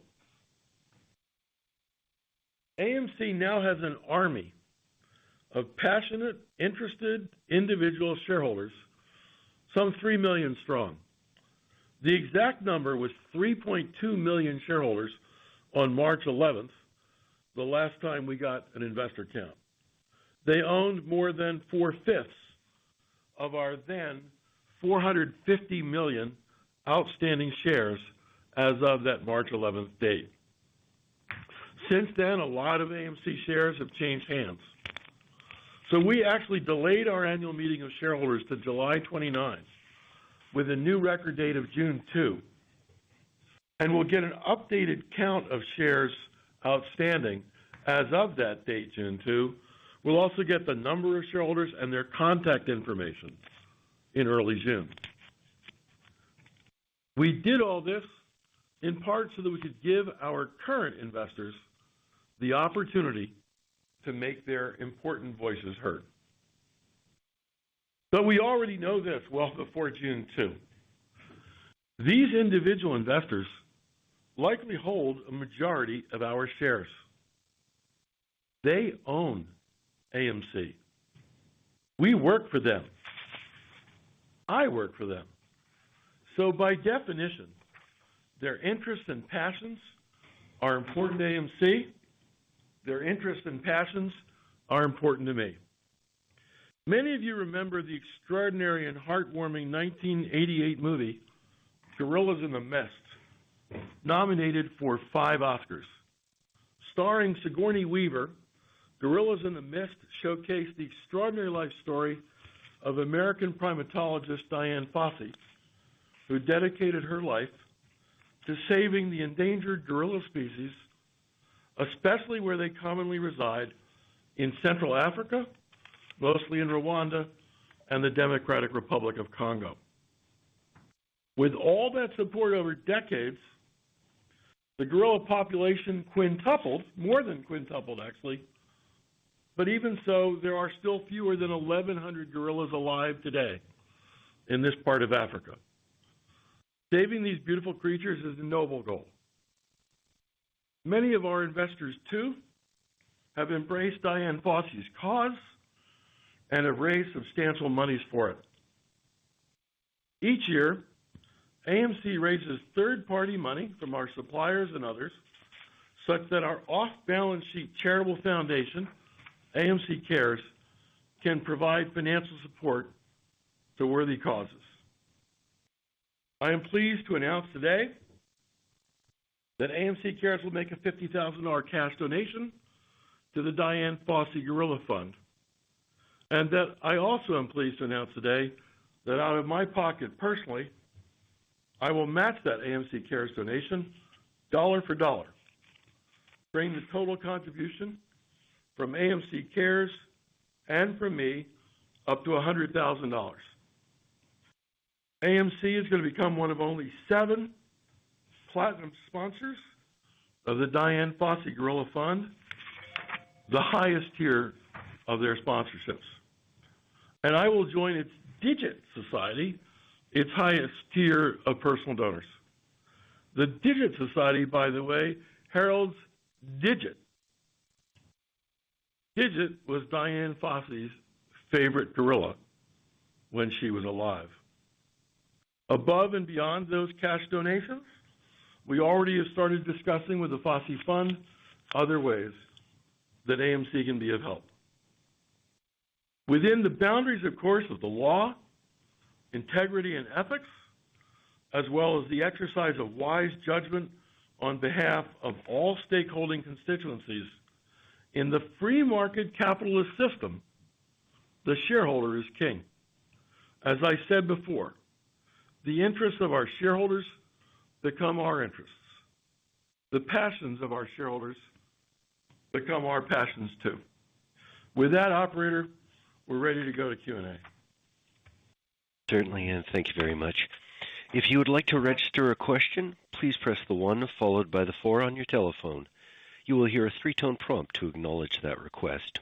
If your question has been answered and you would like to withdraw your registration, please press the 1 followed by the 3. First question comes from Eric Wool with B. Riley. Your line is open. Thank you. Good afternoon, Adam and Sean. Appreciate taking the call for a question. a couple questions. I guess one, maybe as the markets start to reopen, a question on your two largest states. How are you interpreting the new social distancing capacity rules in New York City? What do you think that actually means for capacity limits near term? And then on California, do you plan on going to 100% capacity when allowed to in mid-June, or are there some local restrictions that may not allow that? So, Eric, whatever the capacity limitations are, they're a lot higher than 0%, which is where it was like 8 weeks ago, and 25%, where it's been recently, and 50%. In New York especially, the capacity, we expect that the capacity limit will be removed, but the enforcement of a 6-foot social distancing rule will continue to be enforced by governmental authorities, which of course we will respect. And we've already made the decision, as some of you know, to continue a mandatory mask policy deep into the summer at the very least, maybe beyond that, as we learn more about not the pace of our recovery, but the pace of the nation's recovery from the spread of the COVID-19 vaccine. So I think clearly capacity limitations are going up. That's true in New York. That's true in LA. We intend to be very cautious. I am immensely proud of how much effort AMC put into AMC Safe and Clean. We opened our theaters back in August, and we still have not heard of one documented case of COVID-19 being transmitted guest to guest at our theaters. That's so, and that's such a tribute to our people at our theaters who work so hard to operate their theaters cleanly, operate their theaters responsibly, operate their theaters safely. With this commitment to safety at extraordinary expense, I might add, that AMC has shown since last August, protocols that we started working on last May. We're not about to blow it now by taking unnecessary risks. So we'll follow the science very carefully. We're listening to our Harvard faculty very carefully. It's interesting that the people we've been working with at the School of Public Health were so far ahead of the rest of the country that airborne transmission was the real thing to worry about here rather than fomite touch. And you'll recall back last spring, the whole world was worrying about what you touched. And in fact, we were out buying thousands of MERV 13 air filters for our HVAC systems because we were way out front that in addition to cleaning and sanitizing and wipes and gels and masks and social distancing, boy, we needed high-tech solutions too to make sure that the transmission of the virus through the air was greatly minimized at AMC. So, looking ahead, I'm sure the capacity limits are going to rise all across the country. We all know what President Biden has said. 4th of July is going to be a great weekend in the United States, he says. We know that there were 250 million injections in arm in the United States 48 hours ago. And there are more than that today. And there'll be a lot more than that by the end of May and by the end of June.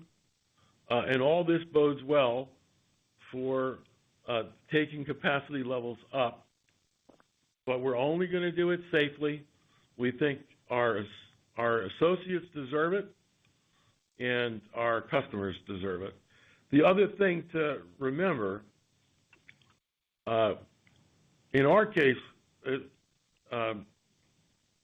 we have the opportunity to be so forgiving on capacity limitations because as you've heard me say before, we sell more movie tickets than anybody in the world, and we only sold 17% of our available seats in 2019.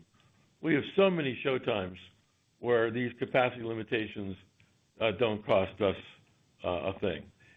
So that's how I'd answer your question. We're upbeat. Capacity limits are going to rise in jurisdiction after jurisdiction, month to month, as vaccinations rise, as the infection spread diminishes. Thank you. And maybe just one more, if I may. I guess, can you talk about what you're seeing in the current labor market and, in hiring, hourly employees to come back to the theater? Are you needing to push up wage rates at all to attract workers? And then kind of taking it from the reverse, obviously you're trying to come out of this pandemic in a more efficient manner. Eventually, will you have the same number of hourly workers on hand kind of when things ramp back up as you did in 19, or will the number actually be lower? So let's talk about how difficult it is or is not to hire, and then I'll talk about our staffing levels.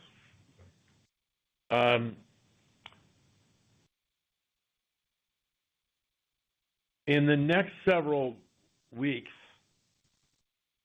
we're going to be hiring between 5,000 and 10,000 people to beef up our staffing levels as we approach the summer season, when we see a lot of new movies being released and a lot more people coming to our theaters. Fortunately for us, AMC's always been a very happy place to work. Morale at our theaters has always been high.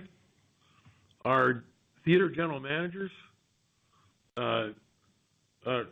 just devote so much effort to the care and attention they direct at what we call our film crew at our theaters. And so if anybody's going to get employees to come back, I believe it will be us. We have seen some wage pressure by other employers in some locales, but we ourselves have not felt much wage pressure yet. How that will change over the next 6-8 months, we'll all learn together. But I know that as captain of the ship, I'm relaxed about hiring talented people to work at our theaters, and our operations department is nervous as all get up about it. And that's because I get to tell them to hire the people, and they got to go figure out how to do it. But they've done it really well for a lot of years. I think they're going to get it done again. Here's a little fact that you may not know about companies like ours who tend to pay starting job wages, not necessarily minimum wage, some cases minimum wage, other times higher than minimum wage, but still these are first jobs for a lot of young people in the country.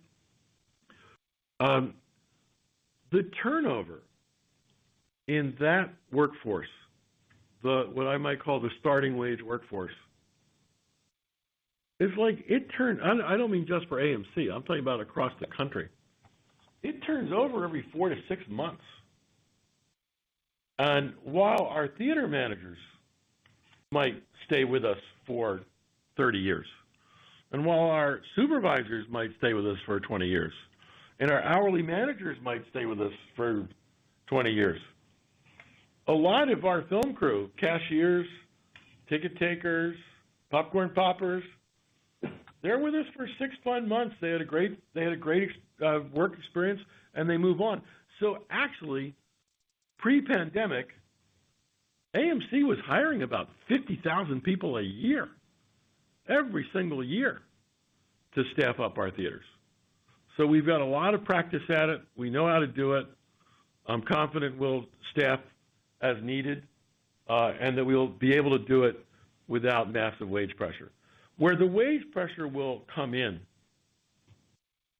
is as more and more laws are passed raising the minimum wage, because not only will it raise the minimum wage, it will raise wages that are close to minimum wage. But that's a problem for 2022 or 2023 more than it's a problem for June of 2021. As for staffing levels, we worked really hard during this horrible pandemic to get more efficient than we've ever been before. And we skinnied down our overhead a lot. In our corporate headquarters in Leawood, Kansas, our management staffing is about a third less than it was 2 years ago. And the company is the same size. And in our theater manager counts, the way we manage our theaters, general managers, senior managers, supervisors, hourly managers, we're also down roughly a third in terms of supervisory workforce. But I don't expect that we'll cut line staffing very much. Now, we certainly have, since last March when we shut all our theaters, and when we reopened our theaters, we were really tight on reducing operating hours and reducing days that our theaters were open. So while some circuits stayed closed, AMC made the decision that all of our theaters would open when governments allowed them to, but not necessarily open 7 days a week, 14 hours a day. Some of our theaters were open 7 days a week. Some of our theaters were open 5 days a week. Some of our theaters were open 3 days a week. For months and months, even though we were open, we only had 1 or 2 showtimes a day at our theaters when historically we would have had 4 or 5 showtimes a day. So we were able to ratchet down staffing levels commensurate with the much lower demand levels and much lower attendance levels that we are experiencing heretofore. But we do expect that that's about to change. Big new movies are coming out. Thank you, Universal, for F9. Thank you, Disney, for Black Widow. Thank you, Warner, for the movies they're bringing to our theaters. And to Paramount and Sony and Lionsgate and all the studios we work with. A lot of new movies are coming. The number of guests coming to our theaters should geometrically increase, and we will have to raise our staffing levels to serve them well. But of course, as we raise our costs, we're also raising our revenues because those people will be paying customers. I especially like, speaking of paying customers, just look at the food and beverage revenue per patron that we put on the board in the first quarter. The numbers continue to be historically high. Our food and beverage business is a high-margin business. And these people, having been deprived of their AMC Perfectly popcorn, accompanied by a nice 54-ounce cup of Coca-Cola, they're heading to the concession stands, and they are getting the whole AMC experience. And so we do need to make sure that we staff up so that we can let them buy these food and beverage items from us with the high margins they bring in. Perfect. Very helpful. Thank you, Adam. Thank you, Eric. And our next question comes from Megan Durkin with Credit Suisse. Your line is open. Hi, guys. Adam, I wanted to ask about the new shareholder base quickly. So how do you see this going? I mean, if management thinks that increasing the share authorization is the best move for the company, but the new shareholders don't, then what is the way forward from there? And then for Sean, a quick one. Are you still expecting to cross over and turn cash flow positive in 4Q21? That's it for me. Thank you, Megan. I'll take the first one. If management thinks something and the owners of our business think something else, in the free market system, guess who wins? Guess who always wins? the owners of the business because the managements work for the owners. Now, we can try to explain and we can try to persuade, and we can also listen, and we can adjust our strategies. There are a lot of ways to skin a cat. And I'm quite optimistic about the new shareholder base of AMC. Just go on Twitter. Just go on Reddit. Just go on YouTube. Read what these people write. They love AMC. These are not people who are just going to be investors in AMC. These are going to be customers of AMC who come to our theaters and enjoy watching movies at our theaters as paying guests. So I love the idea that we have a passionate, committed, enthusiastic shareholder base. And I'm sure that as we work together, management and ownership, we'll come to the right answer. Look at what we've achieved, the whole point of my prepared remarks. Look at what we've achieved in the last year. We're going to achieve good things the next year and the year after that too. The only thing that'll be different, though, is before, when I wanted to talk to the company's ownership, I could fly to Beijing and I could sit down with 3 or 4 people and they had 75% of the votes. Or I could talk to some of you, analysts, who were in frequent contact with people who also had huge percentage votes of our company's shareholding base. We could go on non-deal roadshows with you all and meet this institutional investor or that institutional investor and make our case and make our pitch. Well, it's going to be a little different now because I don't have 5 people in one office. I don't have 15 securities analysts who talk to all these institutions. We've got 3.2, we say we have. As on March 11, we had 3.2 million people who we're going to have to talk to explain what the company's up to, what the company's doing, what the company wants to do, why we want to do it, how it impacts them, and do they agree with it.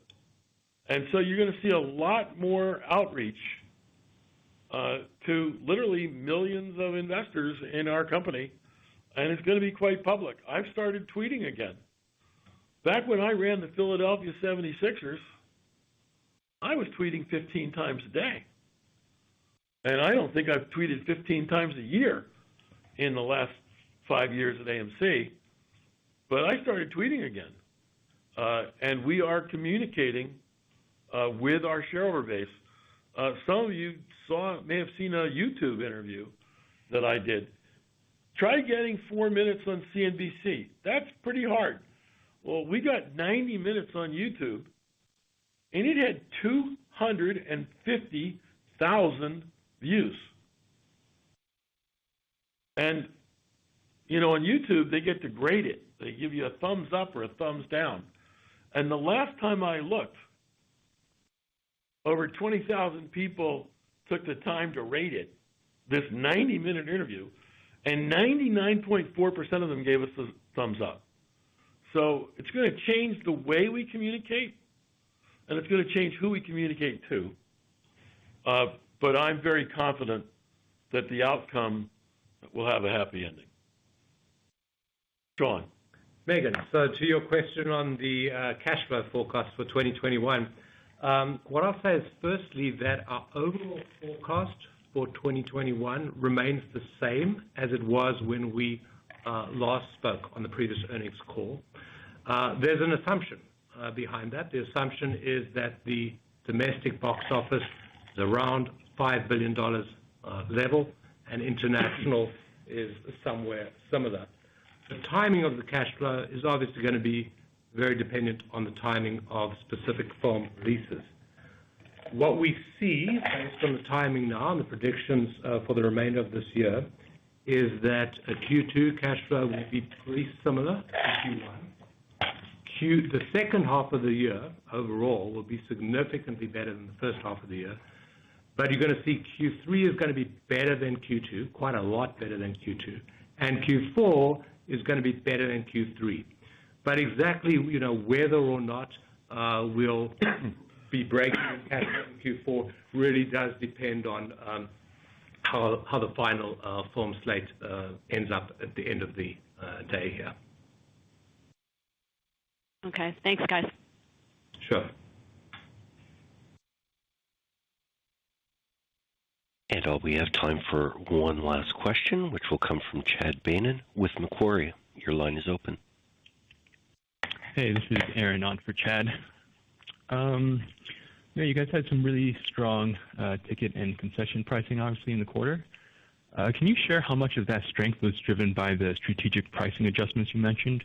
And do you think this is sustainable going forward when demand starts to return in full and other entertainment options open up?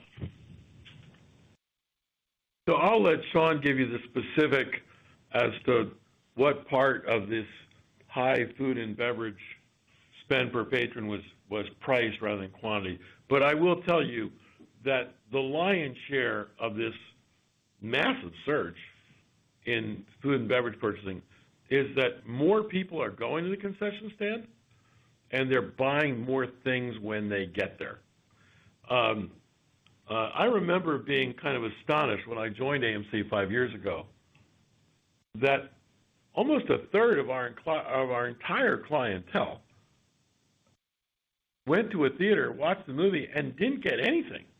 Never bought any food and beverage items. And so one of the ways to increase, and of course, but our food and beverage revenues are divided by our total patron count. So that which is being bought by the people who buy is being blended with the nothing that was bought by a third of our clientele. Well, people have been so deprived of something that they love. People love going to the movies. All the talk about streaming that we hear, people love going to theaters. It happened 1 billion times in the United States in 2019. And what we're seeing now is having been deprived of enjoying movies on the big screen and going back to theaters, people want the whole enchilada. They want the whole thing. They want popcorn. They want a drink. They want candy. They want hot dogs. They want nachos. Everything that we have. And some of our more imaginative food and beverage items, they want those too. Flatbread pizzas, give me another. And so what we're seeing is more people are going to the concession stand, and then when they get there, they're, if in the old days they bought 2 items, today they're buying 3. So I think that trend is going to continue for quite some time. Because when you think of this recovery, this rolling recovery that we're imagining for our industry and for our company, that really starts kicking in Memorial Day weekend and runs in the second half of 2022, a lot of people are going to be coming back to the theaters for the first time again in a year when they show up in July or when they show up in August. Even though some people in our theaters will have been coming every month since February or March. And so I think there's going to be a lot of this splurging going on. And so I would expect that we would see elevated food and beverage spending levels for quite some time. Will it be at this high level? And will it stay at this high level forever? We're all going to find out together. No one's got a perfect crystal ball to understand what the future will bring. But we're pretty optimistic that at least as the recovery begins, food and beverage spending will be higher than what we've seen in more routine times. As for pricing, Sean? Yeah, and Adam explained the drivers of the food and beverage statistics very well there. As to pricing, that was the least significant impact The much more significant impacts were, as Adam said, the units that people were buying in each transaction and the number of guests going to the concession and actually buying products as well. So the price adjustment was very, very small in the total drivers there, less than 10% of the total increase. Okay, ladies and gentlemen, we thank you all for joining us today. It's been a wild ride, and that wild ride is going to continue, but we are very much hopeful that recovery is right around the corner. Thank you for being with us today. And all right! Yes! That was, before you leave, you have to hear this. That was the greatest earnings call I have ever heard. Absolutely the best. And for those of you 151 that are still in here, if you know Trey from Trey's Trades, Trey Collins, this is for you, my friend. Not a dead cat. Absolutely not a dead cat. You got a shout out, brother, on an earnings call, and you know that was shout out to you. 200,000 people on that YouTube video. Shout out to you, my friend. You are one of the reasons why I do what I do here. Thank you so much. You inspired me, and you grew. And you know something? For each of the 145 people that are in here, if you hit that like button and you hit that subscribe button on anybody's channel, it helps them out. Thank you to each and every one of you for doing that. It means a lot. Trey went from nothing and became huge. If he can do it, I can do it. Anybody else can do it. And you know what? We appreciate each and every one of you for doing that for us. Thank you so much. AMC to the moon. My wife and kids probably wondering why I'm screaming right now. But you know what? I'm so pumped. I'm so pumped. I don't know what to say. I'm going to try my best, Trey. Not a dead cat. Not a dead cat. I can't do it. I can't do it like that guy does. But Trey inspired me to do this show. And I'm going to say that. I want everybody to know that. If you know Trey, or you listen to him, or you go to his channel, let him know. Say, hey, Corey said thank you because you inspired him. So that's awesome. I just love being able to hear a shout out for somebody who, started a channel and grew it. That's big. To hear Adam Aaron shout out about that. It's just, and it's true. I come from a radio and TV background. It is hard to get your name out there. It is hard if you're not paying big money to get advertising, things like that. People just pass you by. The fact that now we have an outlet to be able to A, use our voices, and B, invest in the market and stuff with retail investors, that is huge. And speaking of which, 3.2 million individual investors. Keep that in mind. 3.2 million. Oh, I'm so jazzed right now. Like, that literally made my day. Speaking of, we talked about COVID, by the way. I got my second COVID shot yesterday. My arm's still a little sore, but yes, I am one of those vaccinated people that are out there. So for those of you that may be questioning it, hey, I feel fine. I'm good. Didn't bother me. I got a little soreness in the arm. That's it. But yo, thank you. I want to say thank you for all y'all that's still in there. Make sure you hit that like button, hit that subscribe button. My name's Corey. I do the show each day, market open through market close, right here on the Pop the Chart live stream. I cover AMC, I cover GameStop, HUFB, DLPN, Cost, BlackBerry, Cinedigm, CSCW. I can name them all right now. I got all of your cryptocurrencies. I follow those as well. All that right here on the show. And I'm telling you what, y'all, you peeps in the live chat, y'all are awesome. Y'all had me laughing, and I know you loved it. I know you loved it when I put the right here on the forehead. Yeah, I've already lost it. AMC will win. Right there. I wrote that down, all right? I'm saving this. I'm saving it because Adam Aaron said AMC will win. And how about the donation? The donation to the gorillas. Yes, we're saving the apes. And speaking of which, my daughter, who I was just talking about, is probably wondering why I was yelling.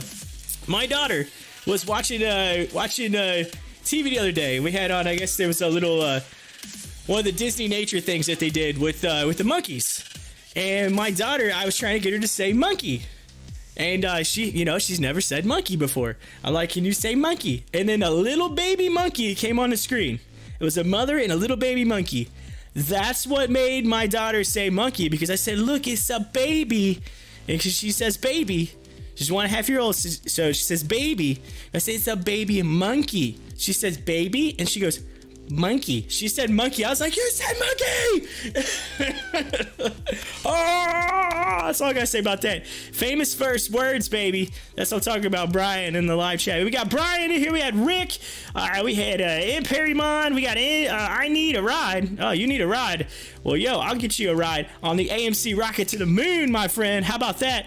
Let's see here. We got, as I go up through here, LV Lunchy, you were cracking me up. That was an amazing call. Absolutely. Pro Dig King is here. Digi King, Brie Marie Morito, Trey Gang, yo, got you. Omega Kids. I'm going to scroll up. If I miss you, I'm sorry. There's so many peeps up in here. Stock Talk. Let's see here. My eyes are messing with me here. We had Yogi Civic was on here. Good vibrations. Yeah, that's what I'm talking about. Y'all, thank you so much to each and every one of you for coming in here. What'd you all think? I know some of you are pumped right now and jazzed. I got the dabs up in the live chat. I got all kinds of stuff. But yo, y'all broke the last record for the AMC. You went above 180. I think we was at I think it was close to 200 there for a second. So super proud of all my apes for coming up in here. Probably the greatest earnings call ever that I've ever been a part of. That was awesome. I mean, just the wartime speech from Adam Aaron, and just his outlook on everything, like, is epic. I mean, he just knows how to just pump you up. I don't know. I get jazzed every time I hear him talk. He knows how to pump you up. But I'm super pumped. AMC was moving up. Look at this. So look at the chart. This is right when he finishes his little speech about the gorillas, right? Hey, we're going to save the gorillas. Look at this. AMC just started taking off. Then it went to Q&A, and that's when it kind of... Right? Why? Because, you know, Q&A is Q&A. So you got people asking random questions. But this right here just is the proof in the pudding of how someone can just, you know, talk about something great, and it's such a great cause that it makes people want to invest money. I think that's awesome. So you can see right there, it went all the way up to a high of 930. Currently sitting at 915, up 1.67% in the after hours.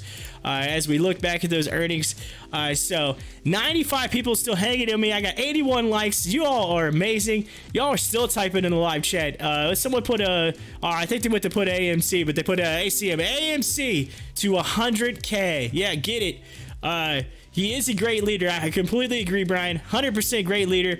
The way he talks about things is epic. Man, hey, look, I'm pumping right now. We all pumped up, and look at the stock. Started to turn around right here. Look at that. Nice. Got a little curve on the chart as we continue forward. Typo. Yeah, AMC. I mean AMC. I got so excited I typed ACM. But and then, yo, they were talking about billions of dollars. Billions, not just millions. It's at billions. And like I said, AMC is good all the way throughout COVID. So we're ready to rock. I mean, we are ready to rock. I am ready for this launch. I mean, I can't be much more pumped out. I want to go to the movies right now. I literally, if you all right now, let's go to the closest AMC. Let's meet up right now. It's gonna be a lot longer drive for you all, but hey, you know, right down the road here, we'll go meet up and go watch grab some popcorn. Let's go right now. Let's go. Positive vibe towards winning the war. That's what Jay says. Yes, Jay, 100% positive vibes. Ryan says, I'll check back with you sometime soon. Thank you so much. Appreciate it. Like I said, I do the show each day, market open through market close. I would love to have all of y'all in there coming to hang out with me each morning. Why? Because that would make my day even more exciting. The more people that come in and check out the show, the more exciting it is for me, right? It's more I can talk about, more I can learn. Because you know what? I learn from you. There's some things that I do learn from you.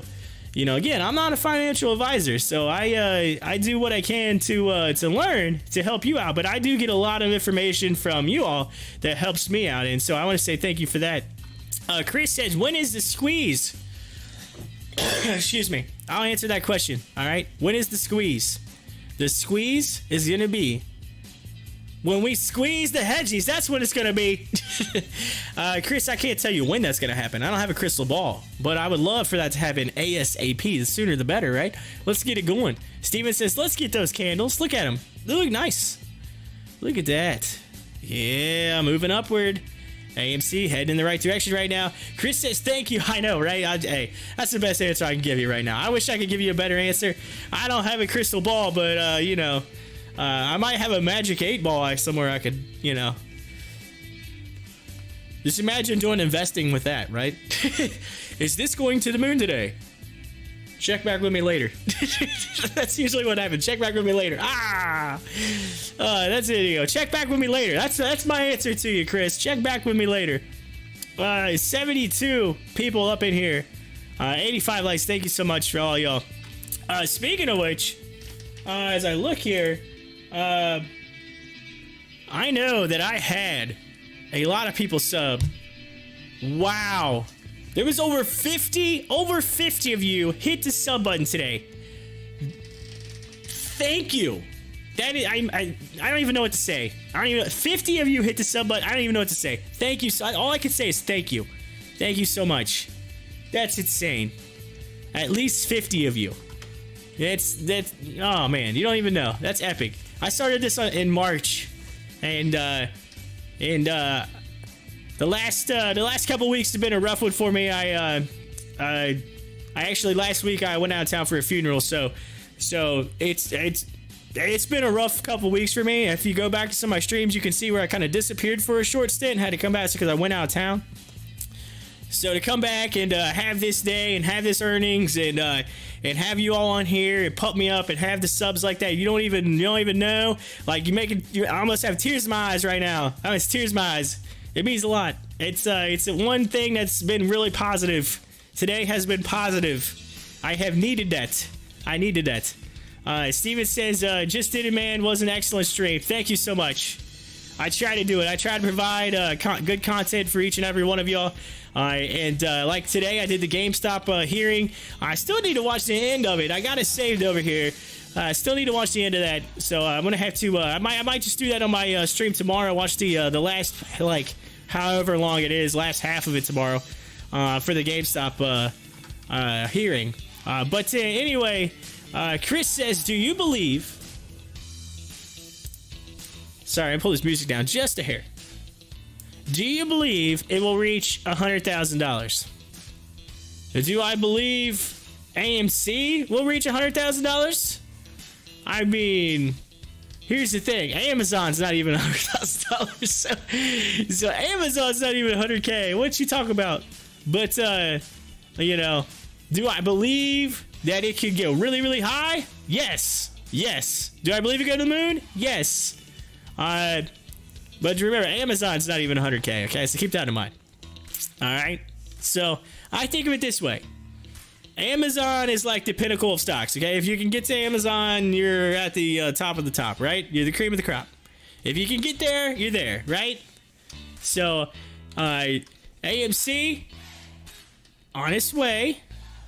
But you got to remember, Amazon is a massive conglomerate, okay? That is a major company. That is huge. I mean, no offense, AMC is huge. But if you look at the size of the two companies, it's kind of like this to that, if you know what I'm saying. If you think about it. Very big. You're kind of comparing apples to oranges, if you know what I'm saying. But anyway. Yo, 91 people up here. Thank you so much. Thank you all for hanging out. Anybody got any questions or anything? Feel free to hit them up. Hit the live chat up. Let me know. If you got some questions, I'll answer them. That's what I'm here for. Y'all are also helping me. So here, one thing that a lot of people don't know. And since I got 90 people up here hanging out. So another thing is, since I'm still new to YouTube, the easiest way for me to get to the point where I get opened up completely on YouTube is through watch time. So the longer that you guys are in here, the longer you're in here, the better off it is for the algorithm, the better off it is for me to get opened up on YouTube, to be able to, basically become fully open. Basically, they have advertising, right? But it helps me financially, I guess is the easiest way to describe it. So that's the goal, right? That's the goal, to be able to use this outlet to financially support my family. So that's kind of what I do here. Wazir says, great job, Pop the Chart. You'll have 1,000+ subs by Monday. AMC ready for the record books with the biggest squeeze in history. Oh, that would be epic. 1,000 plus subs by Monday, I would pass out. I would literally, not that I don't think it's possible, but if there was 1,000 subs by Monday, I would pass out. I literally, there'd probably be video of me just like gone, like absolutely gone. Chris says, so what do you think realistically it will reach at the squeeze? Here's the thing, right? Think of this, GameStop. Excuse me. So I compared a while back. I compared the two charts. And if you looked at the two, if you set it next to GameStop hit like close to 500, right? It was like 500, whatever. All right. So if you set that same kind of thing down with AMC, you're talking like 50 to 60 bucks. I know it might sound like not a lot, right?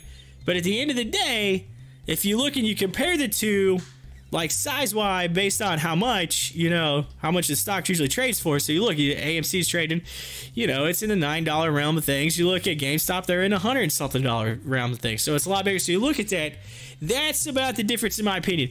I literally think that if you squeezed AMC, and it actually squeezed it like a lemon, baby, that you're talking somewhere in the realm of like 40, 50 bucks.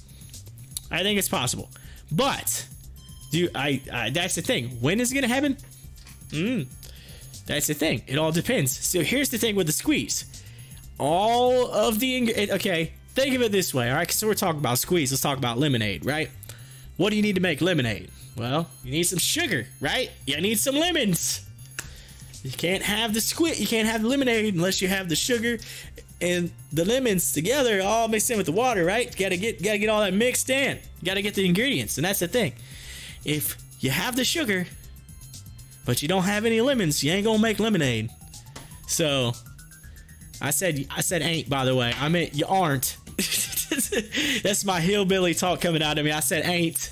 I try to eliminate that from my vocabulary, but like I said last week, I had to go out of town, so I've spent some time in the South the past 2 weeks, so I have kind of got this little twang in my voice. When you do that and you're around family that's a little more Southern, they kind of start, you pick up on the language. It's like my family from like deep in Kentucky. If I hang out with them more than 30 minutes, I start getting this like weird funky twang in my voice.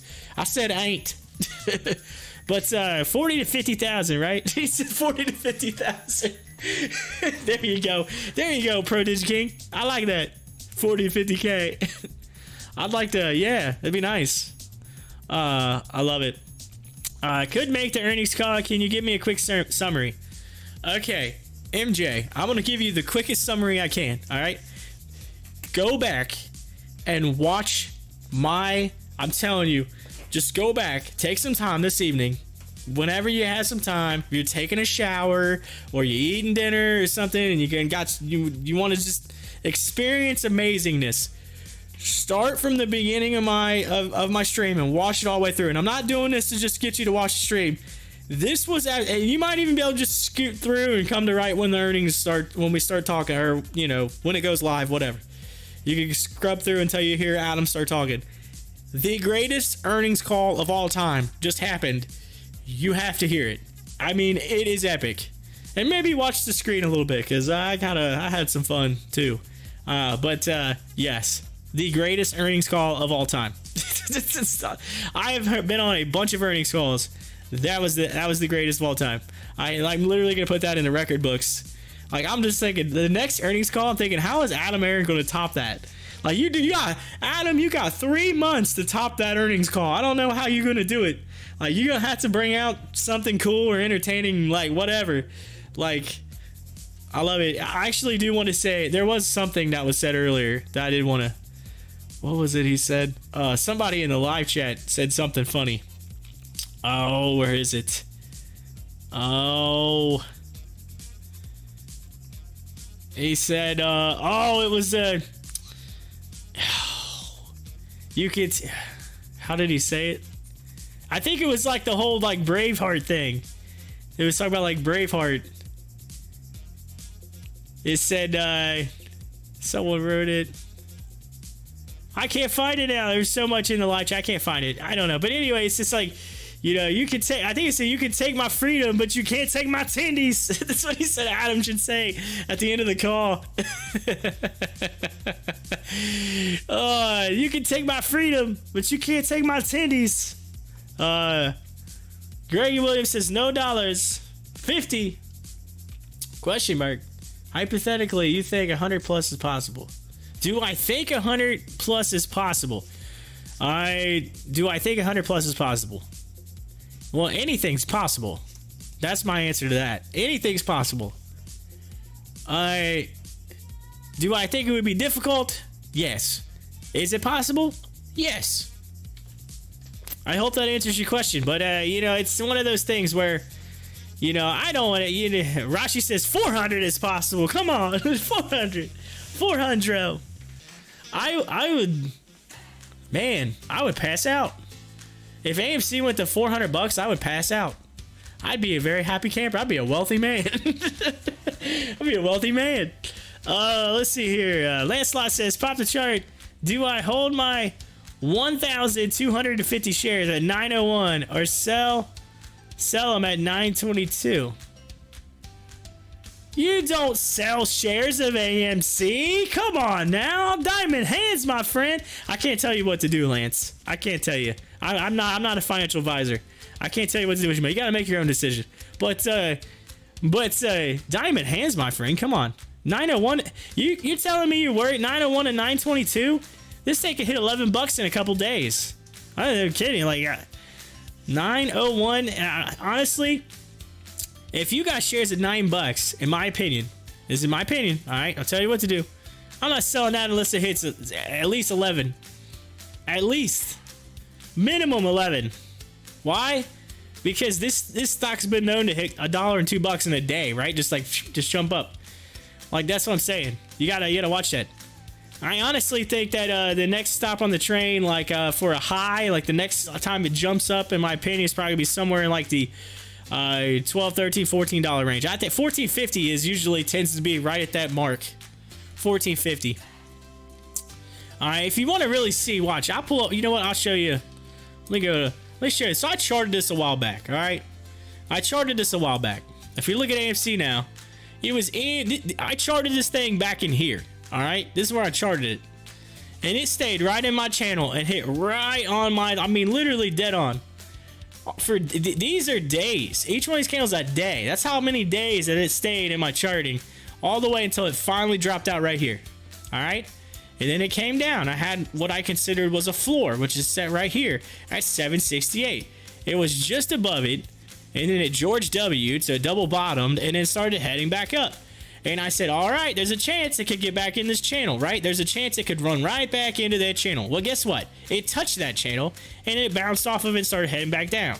So right now, here's the floor, right? Like, this is the solid level right there at 768. But it has stopped right around that 8. It has not. That's because the investors won't let it, right? The investors are like, no, we're not going back to $7, all right? We're not doing that. So we've been buying it back up. You can see right there where it double bottomed and it rolled up with a G-dub, and then they came back down. But right there, 831. The only way for it 768 if it breaks 831. I don't see it doing that, right? I see it kind of hanging, and this is what AMC does. It hangs around that $9 mark, whatever. Then all of a sudden, you get some good news or something, or some type of something, and then it just shoots up. And then 1120 ends up being that top mark. Look at it. It's hit 1120 there. It's hit it there. It's kind of just went a little above it and then popped up to $12 and came back down. So 1120 is that mark. If it breaks 1120, then look, you got a chance for it to be up here in that, if it stays along this line, that $13 to $14 mark. So that's my personal opinion on it right there for you. Hold on a second. My phone just... Oh, thank you. Thank you for hitting the Cash App. Oh, appreciate it. Oh, my phone went crazy. I'm like, what's wrong with my phone? Thank you. Thank you for hitting. By the way, yeah, there's a Cash App link on there. Thank you so much. Appreciate it.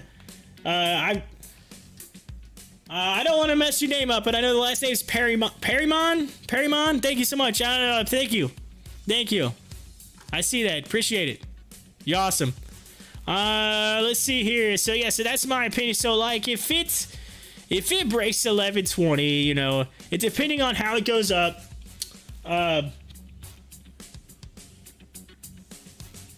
Sorry, this is yelling at me. But anyway, if you're looking at these like 13, 14 right there. 1450 has been that top, right? 1450. That's the top. If it breaks that, see you later. Good night. Bye-bye. It's gone. Ohio girl. Yeah, thank you. Oh, there it is. I see it, Paramount. I see it. Yes, Ohio. OH. Say it with me. IO. Yeah, I got my Buckeye shirt on. I'm near Cincinnati. I live near Cincinnati. I'm just outside of Cincinnati. So thank you so much. Appreciate it. Shout out to all my Ohio people up in here. Thank you. By the way, all my Ohio people, I've been following it. HOFV, Hall of Fame Resort Entertainment. I gotta read the news. I gotta go check the news here in a minute to see if they released the bill for the Ohio sports betting. I'm waiting on that because that can really help out this HOFV stock that I really like. I've been in on this thing. I'm like, this is my other love, by the way. I love AMC. I love me some AMC. I love me some HOFV. That's my other love. that's my mistress right there from AMC. That's my mistress. Anyway, so gotta love me some HOFV. Let's see. That supposedly dilution was AMC making profit. So there you go. But this is I mean, like I said, some people will say, "Oh, you can't." Oh, and I literally moved that. What did I know it was at? 11:20. I clicked right on it at 11:20. If I can get it right on there. There it is. All right. So anyway, again, some people say, you know, you're crazy. You can't figure out stock. You can't predict the stock. And I mean, I'm not predicting it, but I can tell you based on like charting. Because here's the thing, when you look at charts, you got to remember, there's a lot of day traders out there. There's a lot of people out there that they don't care about the squeezes and things like that. They're just quick in, quick out. They're there to make a little cash and be done with it, right? That's what they do. Well, what do? They look for chart patterns. So they look for chart patterns. When they see those chart patterns and they get in, they get out of the chart patterns. I mean, look at Trey from Trey's Trades. If you ever watch this show, you'll learn that there's a lot of different things they'll teach you, like patterns. Talks about the George W, which I mentioned here, which is the double bottom and the move up. You see that. You can see also you can look at indicators like the 15 MA and the 200 EMA, which is right here at the bottom. Those two lines can tell you typically what something's going to do.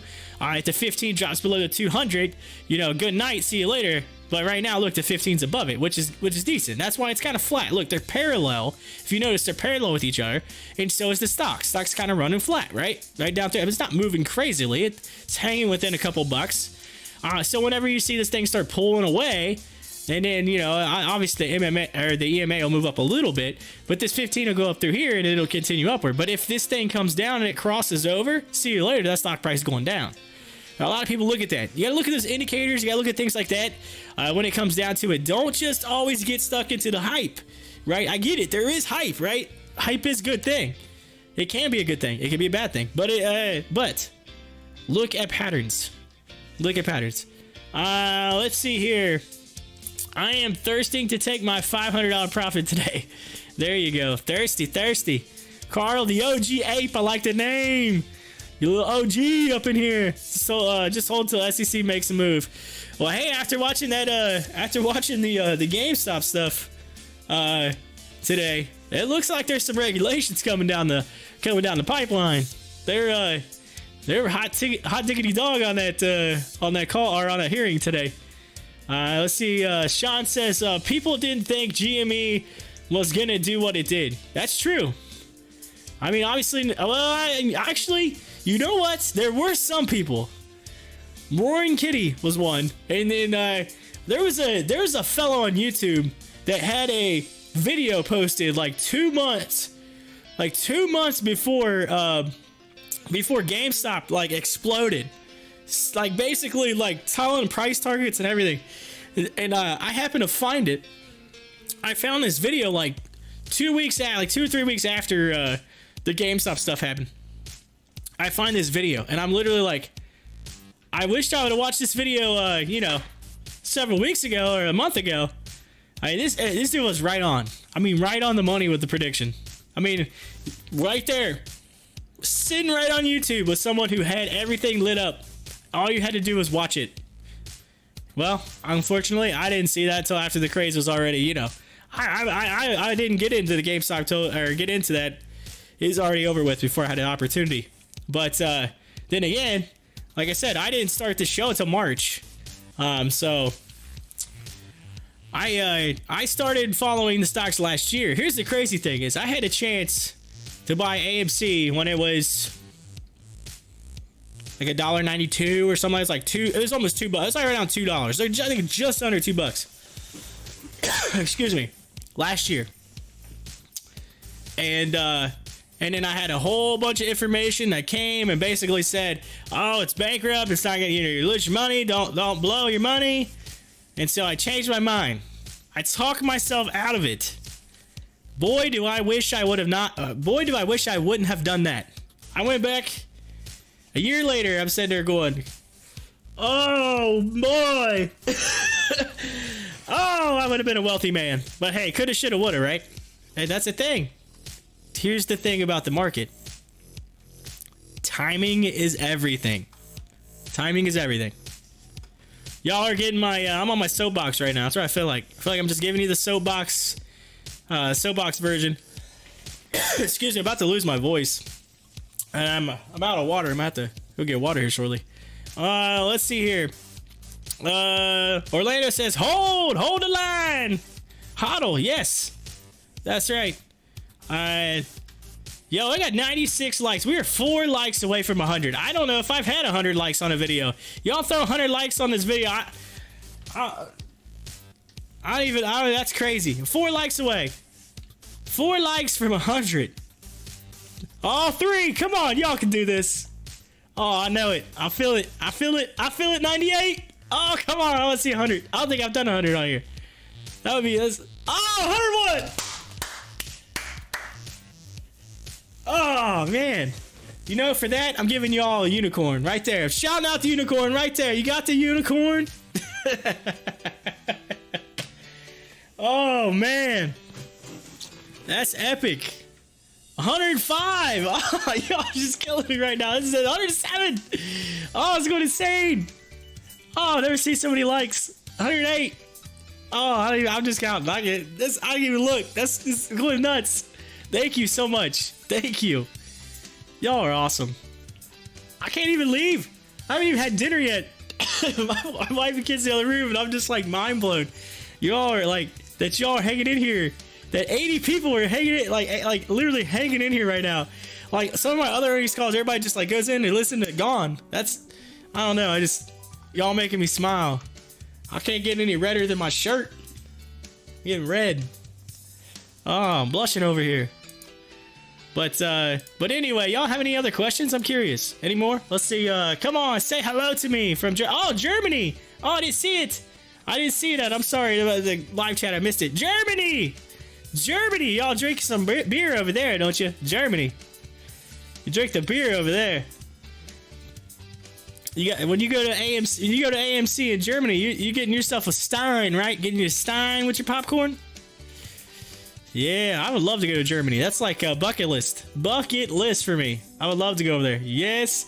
He said, yes, sir. Yes, sir. Come on. Is it Dimasan or Dimasan? Dimasan? I don't know if I said it right. Brandon Hill, what up? What up? Hello from LA.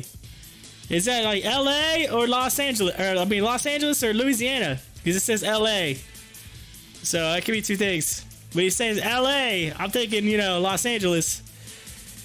Oh, it says, Brandon says, from Poland? You're in Poland? Man, I have people from all over the world. Hello from Missouri. Missouri. I'm in Ohio. OHIO right here. What up from Missouri? Yo, I got a bunch of people from Missouri. I just drove through a whole bunch of states last week. I had to go down to Florida. I drove down there. So I went all the way through Kentucky, Tennessee, Georgia, from top of Georgia to bottom Georgia. I did that. Los Angeles. Okay, it is Los Angeles. Los Angeles, nice. I've been there. It's craziness. Here's the thing about Los Angeles. First place I've ever seen roads that are like 20 lanes across, and you're just kind of like, well, which lane do I want to drive in? This one, that one, this one. Then you're like, oh man, everybody move. I got to take an exit. I'm over here in the 14th lane. I got to make it all the way over there. Wild. Kansas, London. We got London, England. Big Ben over here. I want to go to London. I do want to go there. I'm going to go to London, Germany. I want to hit that Chicago. I've been to Chicago. Chicago's nice. They got some good food in Chicago. They got the Navy Pier. I've been there. Yeah. It says, my family lives in Missouri. What's up, neighbor in Kansas? Everybody's just from all over. Like, what's up? How you doing? It's $10 to go if the squeeze happens. Bring us down just a hair on the audio there. Sydney, yo, Australia. What's up? Man, we got people from... That's definitely bucket list, by the way. I'm not trying to ignore your question now. I'll answer that just a second. But Sydney, that's my wife really wants to go to Australia. That's like, I think that's gonna be like anniversary. We're gonna have to hit that place up. $10 to go if the squeeze. $10. I'm telling you, this thing could literally hit 11 in just a couple of days. Like $10, not even that's not even a goal. That's about to happen in like tomorrow. Let's see here. All kinds of moons. It's basically AMC to the moon. An ape, also known as smooth brain, is an individual who knows nothing else other than to buy and hold. This is his code.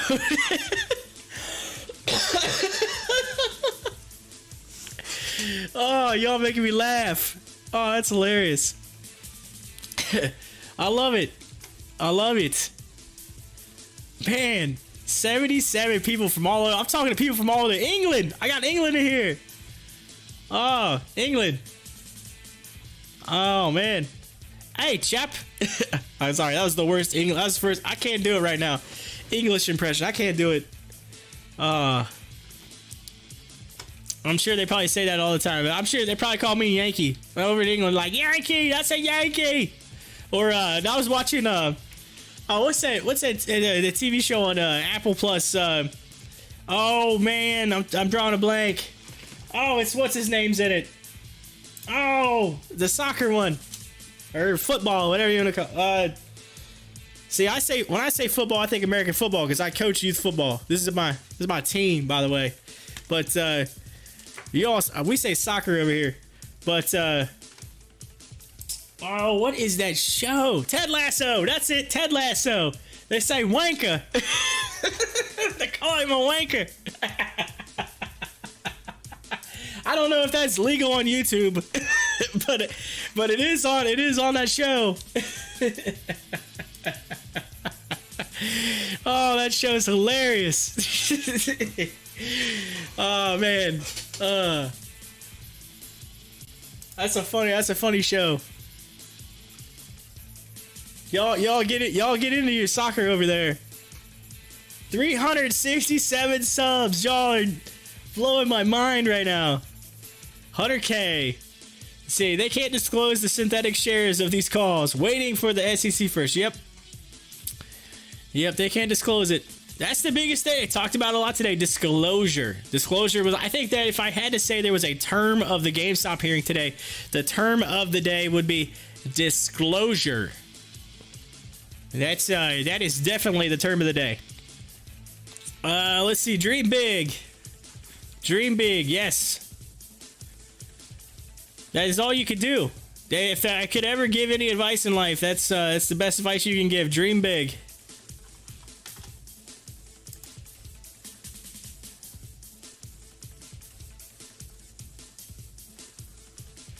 Oh, 71 people. Well, 69 up in here now. But thank you. I want to say thank you to all y'all for hanging out with me. Thank you so much to everybody across the world. You know, it's amazing that we all can come together in one place to talk about something, one common cause, and that you know, it's just crazy. This blows my mind that I have the ability to talk to each and every one of you from across the world in my little home studio here in the middle of actually you can say the middle of nowhere, Ohio, because I'm not like, I mean, I'm like 45 minutes from Cincinnati. I'm out in the sticks, right? It's country around me. There's like cornfields and all that kind of stuff, right? So, but yeah. Hold all your shares. Oh, Miss Perrymont said diamond hands. Yes. Thank you. Thank you so much. Diamond. Yeah, get them. Diamonds. Do you think it could hit 1K? Oh, someone asked if I think it hit 1K. That's everybody keeps asking, but here's that's what I'm saying. If you look at my chart right now, you can see these are my levels, right? These are what I think in the near term, right? This is near term. I think you're looking somewhere $11 in the next few days, a week, whatever, and then I think there's a good chance that you might be able to see like 14. All right, and then maybe a comeback off of that. 1450 seems to be top right now. If it breaks 1450, then you're looking into this zone, right? And then this thing's up to like 21, right? These are your levels to watch. I know why, because look, it hit it there, it hit it there, it hit it there, came back here, it hit it here, it bounced up and hit it there, come back, hit it, come back down, hit it there, hit it there, hit it there, hit it there, hit it there, and then it came back, hit it here, come back up, hit it there. That's what I said. Like, these levels are pretty solid. Pretty solid levels. Right there. If you want to, hey, I'll leave it on the screen. You can take a screenshot right now and you have my my chart. I'm open for that. I don't care. Kevin Huang says, Huang, I think he says Huang. I don't want to say your name wrong. 12,000 shares. Kevin, you rock. So I gotta say about that. 12,000 shares. You rock. When this thing explodes, you're gonna be very, very wealthy. All good. Kevin said all good. That's what I'm talking about. Let's see here. Think hedge funds are gonna be screwed here really soon. And I'm gonna have a front row seat eating my bananas. Yeah, come on, apes. Do with me. Oh yeah. Get it. Kevin said, you are the best. Thank you. Thank you very much. Oh. This is craziness. Y'all just keep popping in here. People just keep coming in. I'm loving it. Oh. You know I gotta eat soon, y'all. But I can't say no because y'all making me so happy just the fact that you're here. This is crazy. Let's see here. Kevin said, screw Citadel. Get Citadel out of here. Get it out of here. Get it out of here. 211 shares. Awesome. Not going anywhere. Hello. Hey, what's up? How you doing? I got this as Ata. Tanker, new here. Well, welcome, Tanker. Welcome so much. Welcome to the stream. Thank you so much for joining. We are...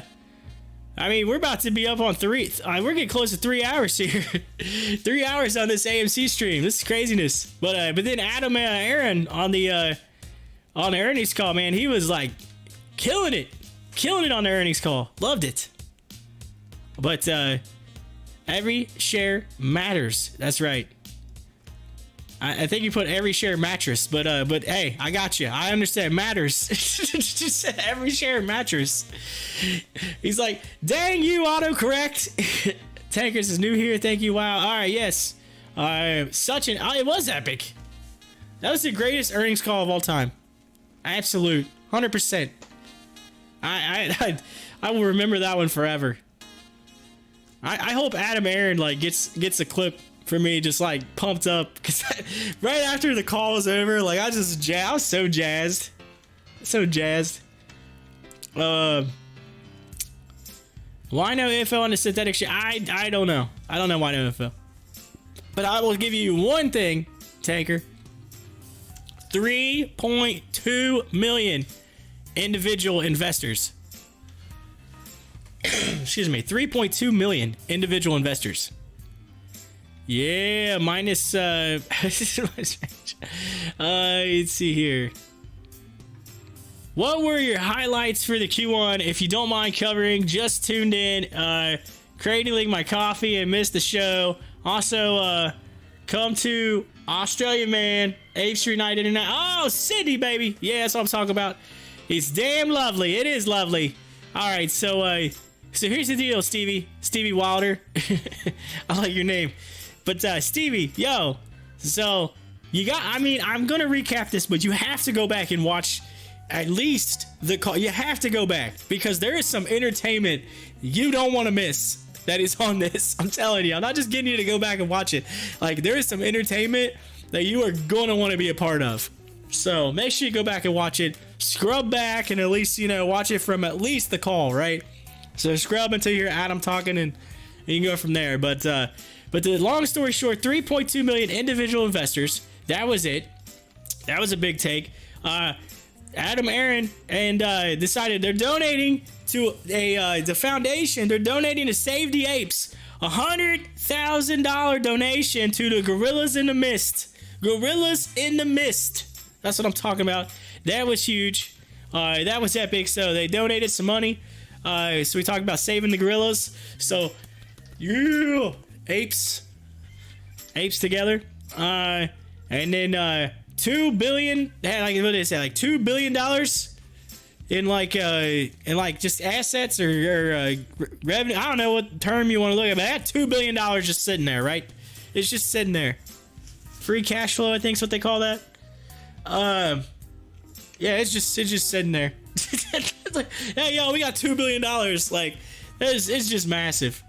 Like, they're good through the pandemic. They're hiring like hundreds of people. They said they're hiring. So there's all kinds of stuff that was really, really good on the call.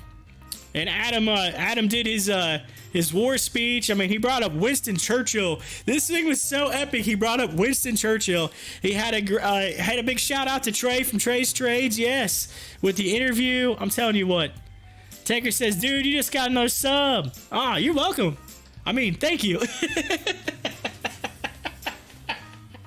I'll just mess it. Nah, thank you so much. Thank you, Tanker. I had to refresh. Where am I at? Are you kidding me right now? Where am I? Nah, 71, dude. That's almost 70 people today. Nah. Oh, that's crazy. That's crazy. Y'all just in one day. Y'all just gave me like 1/3 of my entire subs in one day. That's craziness. Y'all getting a hug right now. I'm coming in for it. You're getting a hug. Yeah, you just got the virtual hug right there. That's what I gotta say about y'all. It says, yeah, he's a next level CEO. He's evolving with the times, and that's the thing. That's what you got to do, and that's the thing that I liked about Adam when I listened to the Trades interview that I really liked was he takes a lot of the stuff that he learned, and that's the thing. Like, he's taking some of the stuff that he's learned over his time. And he's taken elements from each one of those previous companies and things that he worked for and life lessons, and he's kind of turned that into, using those things for now, right? He's like, look, these things happened in the past. I'm learning from that to move forward. And that's the thing that I've always had. I said this, I was talking to my family last week, and I made a comment. And some people in my family thought I was crazy, right? You know what? I was like, you could say that I'm crazy, but it's the truth. People don't like change. I've always said this for a while. I learned this over the years in my personal experience. People don't like change. But you have to adapt. You have to embrace it.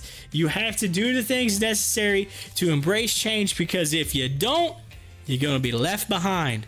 And that's what I said. I said that last week to some of my family members, and they were like, oh, you know what you're talking about. I'm like, yeah, anyway. Nobody's perfect, but if there's anything I learned that people don't like change, right? I mean, I'll use it this way, okay? I'll use an example. I used to sell cell phones back in the day. All right? You bring someone in who's used flip phones for a long time, all right? And you hand them a smartphone, you hand them an iPhone, and you don't show them how to turn it on or how to use it or anything, they're lost. They think that if they press a button, it's going to end the world, end the planet. It's just like, don't touch the red button, right? Come on. And I'm like, yo, it's okay. That red button actually is just the record button. It's going to, it's going to take a picture of you. You know what I mean? Like that kind of thing. So it says you are 100% correct. Either you take control of the future changes, or you'll be just along for the ride. Adapt and overcome. Love it. Hey, I'm just trying to throw out some. Hey, that's my soapbox. That's my little soapbox moment. That's what you gotta live by that. Hey, we got a little recap here. Let's see what this says about the earning. Okay, it's a recap. I'm gonna read it off screen so y'all can still see what's going on over there. It says shares of AMC Entertainment decreased in an aftermarket trading.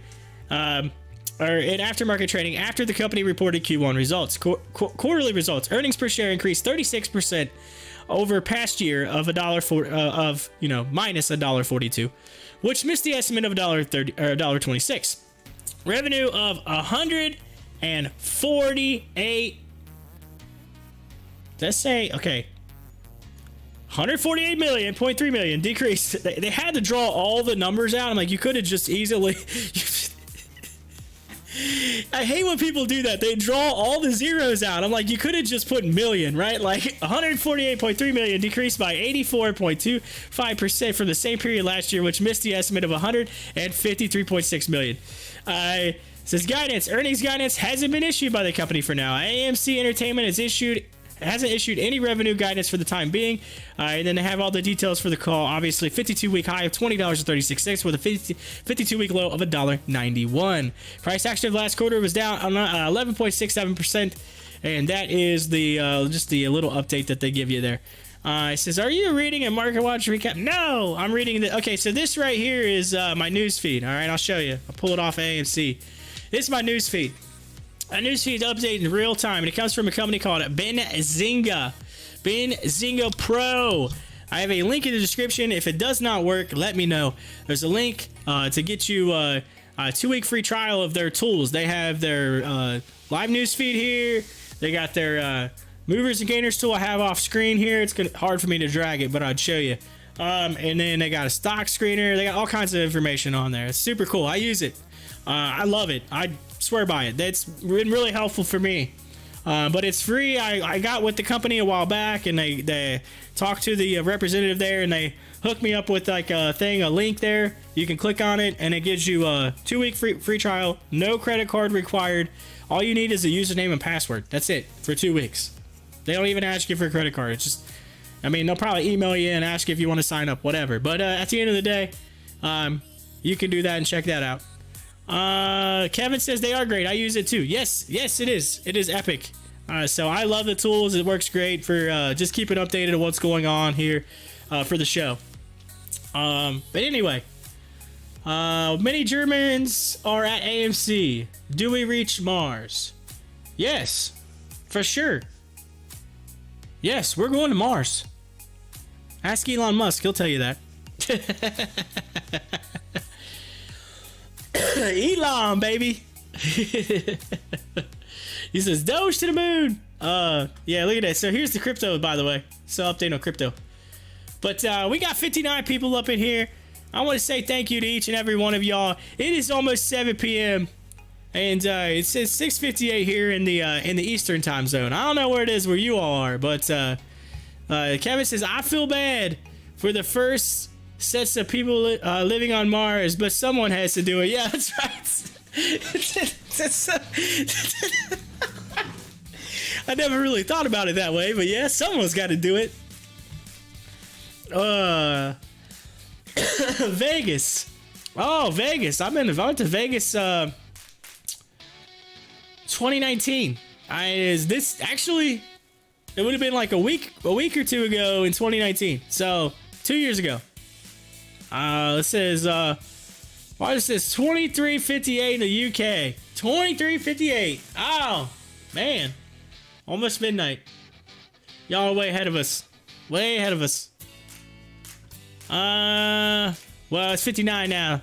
You about to be midnight. Y'all about to be in a new day. Oh, it's about to be the 7th over there in the UK. Y'all about to be in the 7th. Oh, man. It's going to be May 7th. I'm going to wait for it. It's going to be May 7th at 7 p.m. for Wazzer here in less than a minute. I'm going to give you a big shout out. How about that?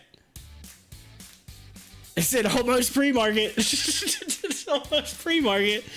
Jeez. It's late for you all. 7 p.m. Oh, it's 7 p.m. here. It's midnight. Y'all, welcome. Sweden's already at May. Y'all in May. See y'all on a different day. Hey, wait a minute. It's Friday where you're at. Hey, TGIF for you all. It's Friday.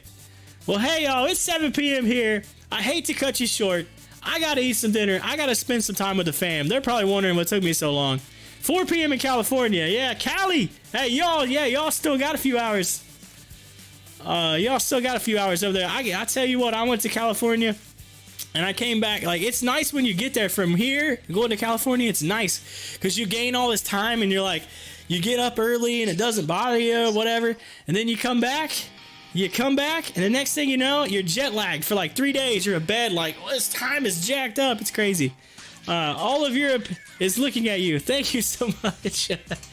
But yes, I want to say thank you to each and every one of you. I'm going to try to go up through here and get all y'all. Kevin, Dimasan, Tanker.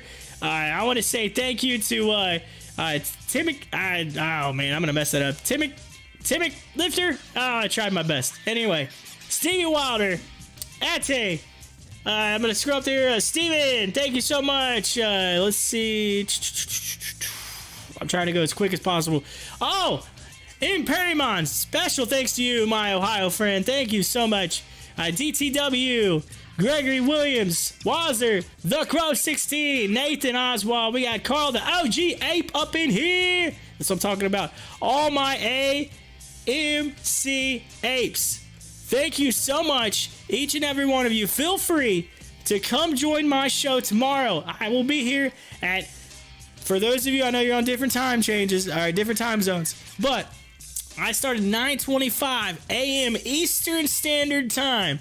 I start my show. All right, I'll be here in the morning, ready to rock, and I will take you from market open all the way through market close. If you haven't had the chance, hit that like button, hit that subscribe button. Last I looked, I'm less than 30 people away from hitting 400. My goal is 500 for the month. So if you haven't done that, I would appreciate each and every one of you. You can hit that on your way out. You'll get that notification for tomorrow when I go live, and I will bring you all the deets tomorrow morning live in the market right here. So thank you from my house, my home studio here in the OH of IO in the US of A. Thank you. And AMC is not a dead cat. AMC to the moon. Peace out. Have a good night. Corey, your host to Pop the Chart. Bye.